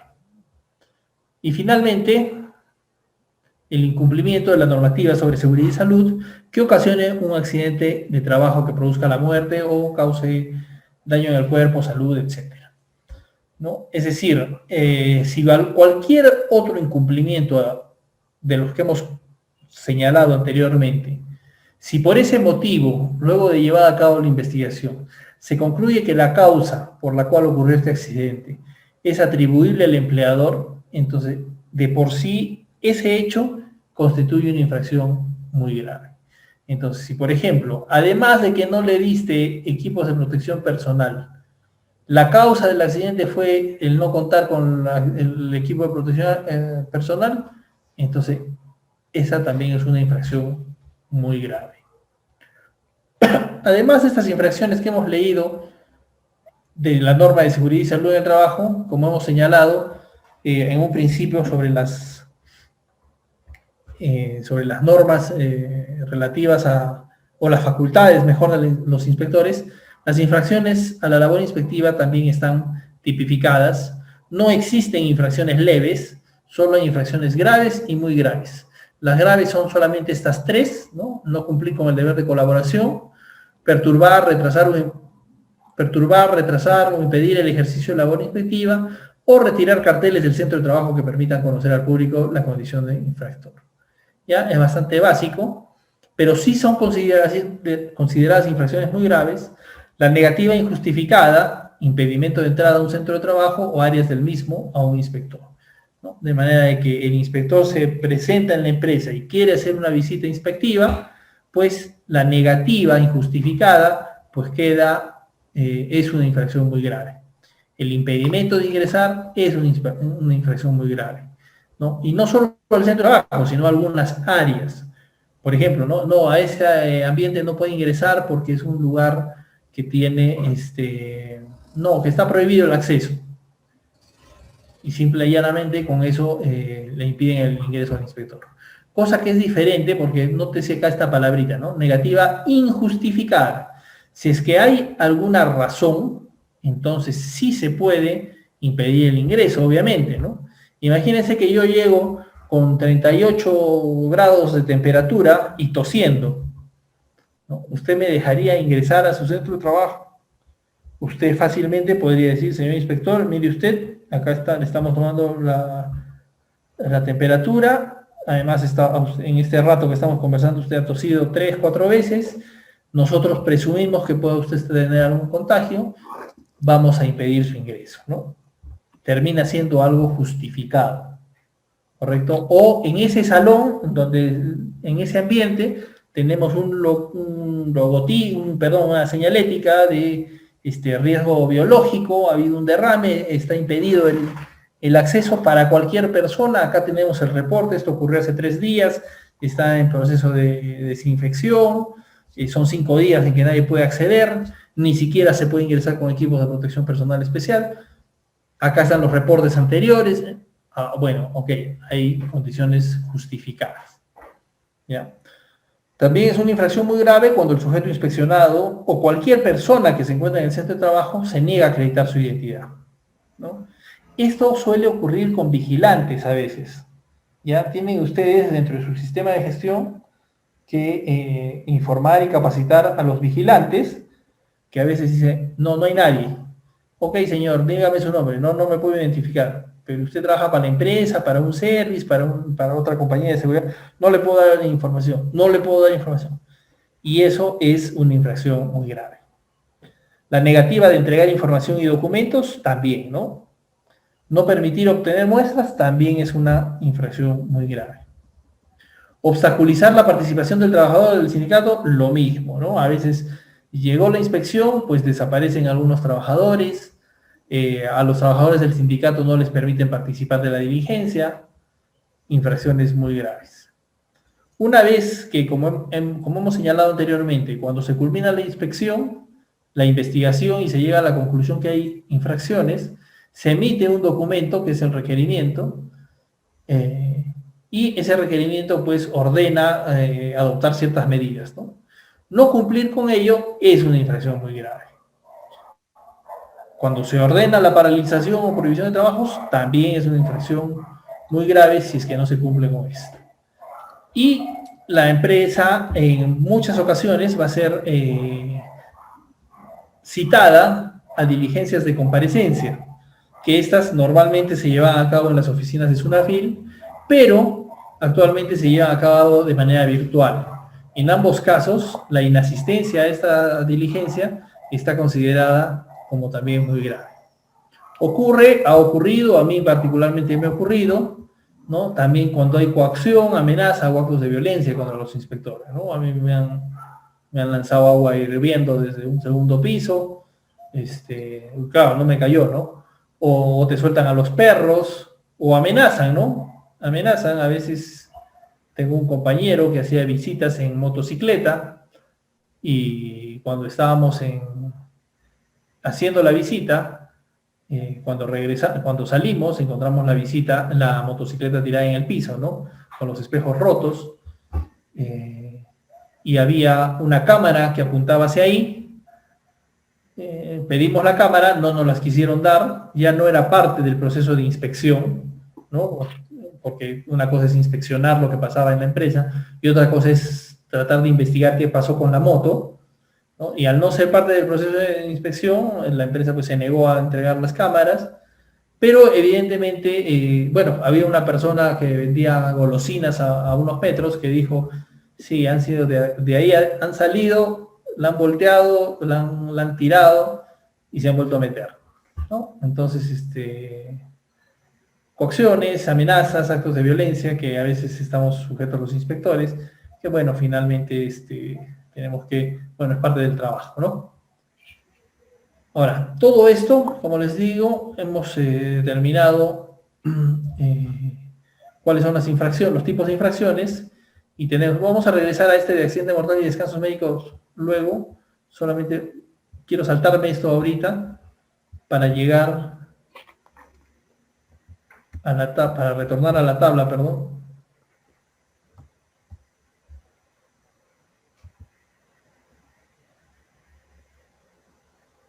Vamos a seguir de largo para terminar un poco antes sin hacer break. ¿Les parece o prefieren que hagamos un break?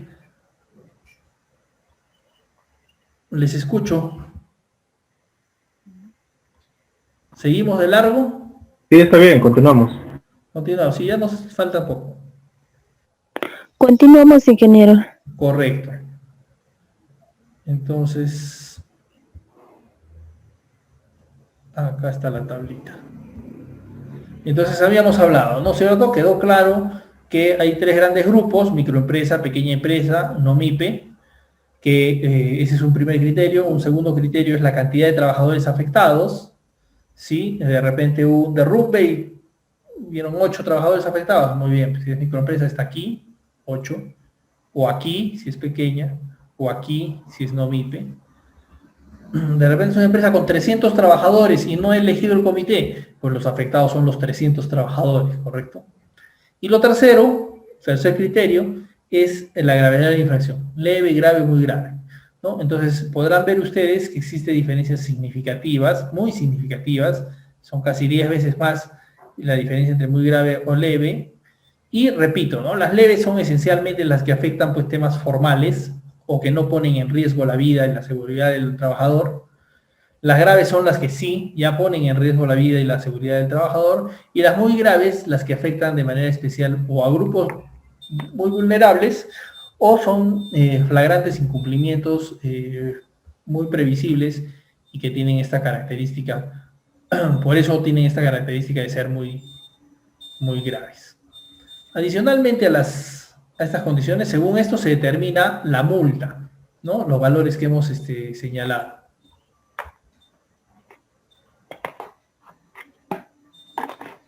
Hay consideraciones especiales para considerar el monto de la multa también. Dentro de ellas, cuando ocurre un accidente mortal o un accidente que genera descansos médicos de más de 30 días. De más de 30 días. ¿Correcto? En estos casos, cuando hay descansos médicos de más de 30 días, ojo, descansos médicos por accidente mortal, ¿eh? No descansos médicos porque lo operaron del apéndice, etc. No, sino por accidente, otorgan descanso médico. Entonces, para este caso, se considera la totalidad de trabajadores como afectados.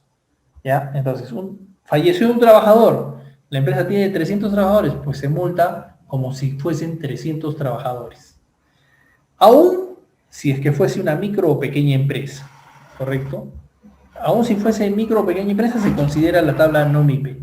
Y a ello se carga una sobretasa del 50%. Es un poco confuso, ¿ya? Pero así lo ha determinado nuestra normativa. Entonces, primero, se considera sobre la totalidad de los trabajadores. Segundo, aunque sea micro o pequeña, se considera NOMIPE y se le aplica una sobretasa del 50%. Y tercero, si es que está registrado en REMIPE como micro o pequeña empresa, entonces se le hace un descuento del 50%. ¿Correcto? Entonces vámonos a un ejemplito.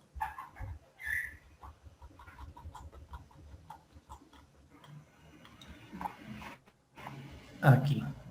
¿Ok? Digamos que es una empresa que tiene 100 trabajadores. No importa si es microempresa o pequeña empresa. Si es un accidente mortal, se va a considerar la tabla NOMIPE.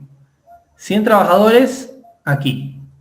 9.9 UITs.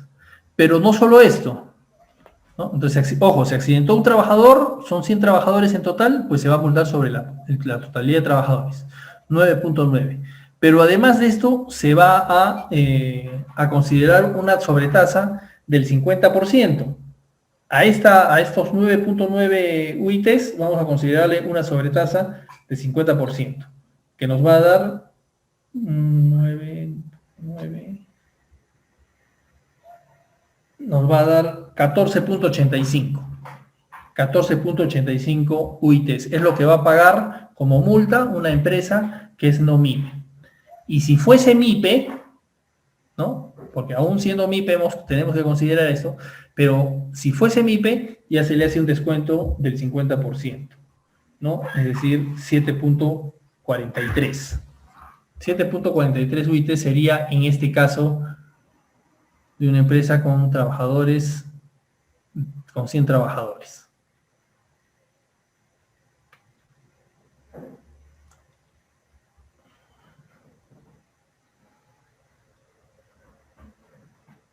Ahora, ¿qué llama la norma? ¿Qué llama invalidez permanente? ¿No? La norma entiende como invalidez permanente para el trabajador que tiene pues lesiones que originan descansos médicos o descansos por incapacidad para el trabajo por más de 30 días. ¿Ya? Podría ser algo que diga, bueno, es que esta fractura pues se recupera en 2 meses. Si es que se recupera en 2 meses y genera un descanso médico por más de 30 días, entonces, según la ley, ¿no? Se está considerando ya como una invalidez permanente.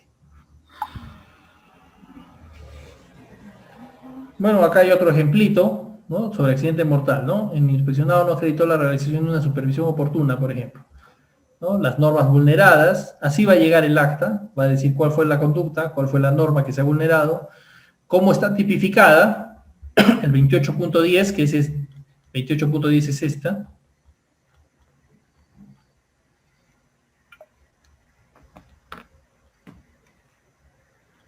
Esta es la 28.10, el incumplimiento de la normativa sobre seguridad y salud en el trabajo, que ocasione un accidente de trabajo que produzca la muerte o invalidez.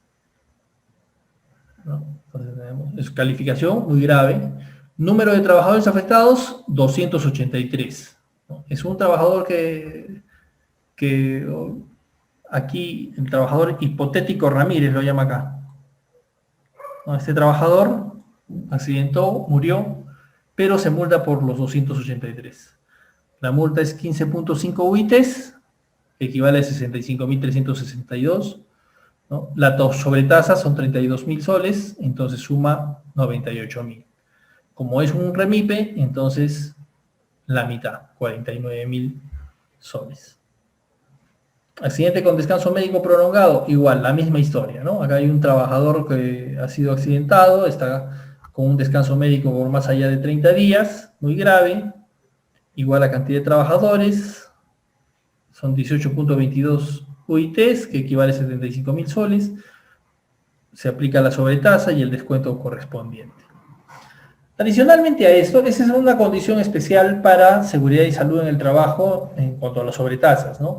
También aplican estas sobretasas en algunos otros criterios, cuando hay afectación a la libertad sindical, eh, vulneración a algunos derechos fundamentales, ¿ya? Pero para el tema de seguridad y salud, solamente existe esta sobretasa para el caso de accidente de trabajo mortal o accidente de trabajo incapacitante permanente.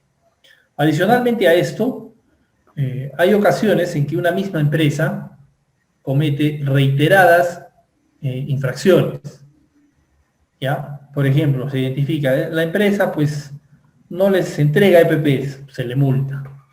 A los 3, 4 meses, otra vez, no nos entregan EPPs, se le vuelve a multar. Nuevamente, son reiterativos estas empresas. Entonces, cuando es así, cuando hay reiterancia en las sanciones, las infracciones leves, las multas leves que haya obtenido este empleador, pues se incrementan en 25%. Cuando son graves, se incrementan en 50% y cuando son muy graves, se incrementan en 100%.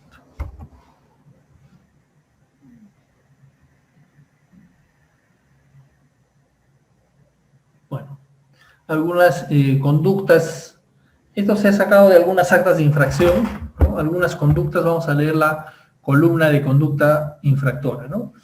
El inspeccionado no cumplió con acreditar contar con el registro de accidente de trabajo conforme a ley, en el cual consta el informe de investigación, las causas inmediatas, básicas y las medidas correctivas del accidente ocurrido el 11 del 8 del 2013 y que lo haya realizado el Comité de Seguridad y Salud en el Trabajo, afectando al trabajador Nilton Caguana Vilca. Toda esta conducta infractora afecta las siguientes normas, ¿no? El artículo 28 y 42 de la ley 29.783, el inciso A del artículo 33 y varios otros más, del decreto supremo 05-2012, que sabemos que es el reglamento de seguridad y salud en el trabajo, ¿no? Y el artículo 1 de la resolución ministerial 050-2003, ¿correcto?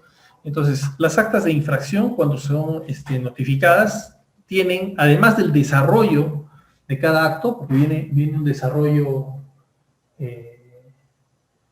viene todo un desarrollo, además de ello, viene un cuadro resumen, ¿no? Que es este, ¿no? La conducta infractora, qué normas ha vulnerado, cómo está tipificado, o sea, si grave, leve, en fin, y bueno, la cantidad de trabajadores que aquí, para este caso, solamente consideran uno, ¿no? No acreditar el pago de la prima oportuna por la cobertura de salud y pensiones del SCTR.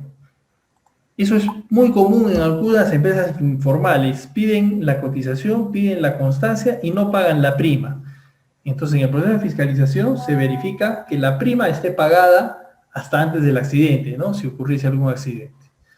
No acreditar haber formado e informado suficiente y adecuadamente en el puesto de trabajo de acuerdo a los riesgos expuestos y tareas que realizaba el trabajador Nilton Caguana Vilca. No acreditar contaron con un comité de seguridad y salud en el trabajo a la fecha del accidente, no exhibiéndose el libro de actas, afectando al trabajador. No acreditar haber dotado de equipos de protección personal. Ella te pagaba $1 por Langer. Dice que son 22, no 24, ¿son 22? 24. Ya pagamos a M. Valero. No acreditar haber realizado la identificación de peligros, ¿no? En el punto 7. En el punto 8, no cumplir con la normativa de seguridad y salud en el trabajo que ocasionó el accidente al trabajador. ¿Correcto? Todas estas son 8 infracciones que se han detectado, entre muy graves, etcétera, ¿no? Respecto a un accidente ocurrido a este señor Nilton Caguana Vilca. ¿Correcto? Entonces, no es simplemente que se identifica una causa, sino que del proceso de investigación se identifica qué es aquello que no ha cumplido el empleador y sobre ello pues se multa, ¿correcto? Entonces, y esa multa pues termina siendo el final del proceso de inspección de SUNAFIL, que como repito, de culminar en un acta de infracción, esto les es notificado a ustedes. Lamentablemente es un plazo bastante largo, ¿no? Es decir, si hoy día, 27 de febrero, yo termino mi proceso de inspección con ustedes, pues tienen hasta octubre, Sunafil tiene hasta octubre para notificarles. De repente, pues el 28 de octubre les está llegando una notificación indicándole a ustedes se les multó por esto, y al haber transcurrido tanto tiempo hay mucha gente que ya no trabaja, de repente el prevencionista ya no está, el jefe de recursos humanos ya se fue, en fin, son bueno, fallas en nuestro sistema, ¿no? No sé si tengan alguna pregunta, jóvenes, sobre esto. Les escucho.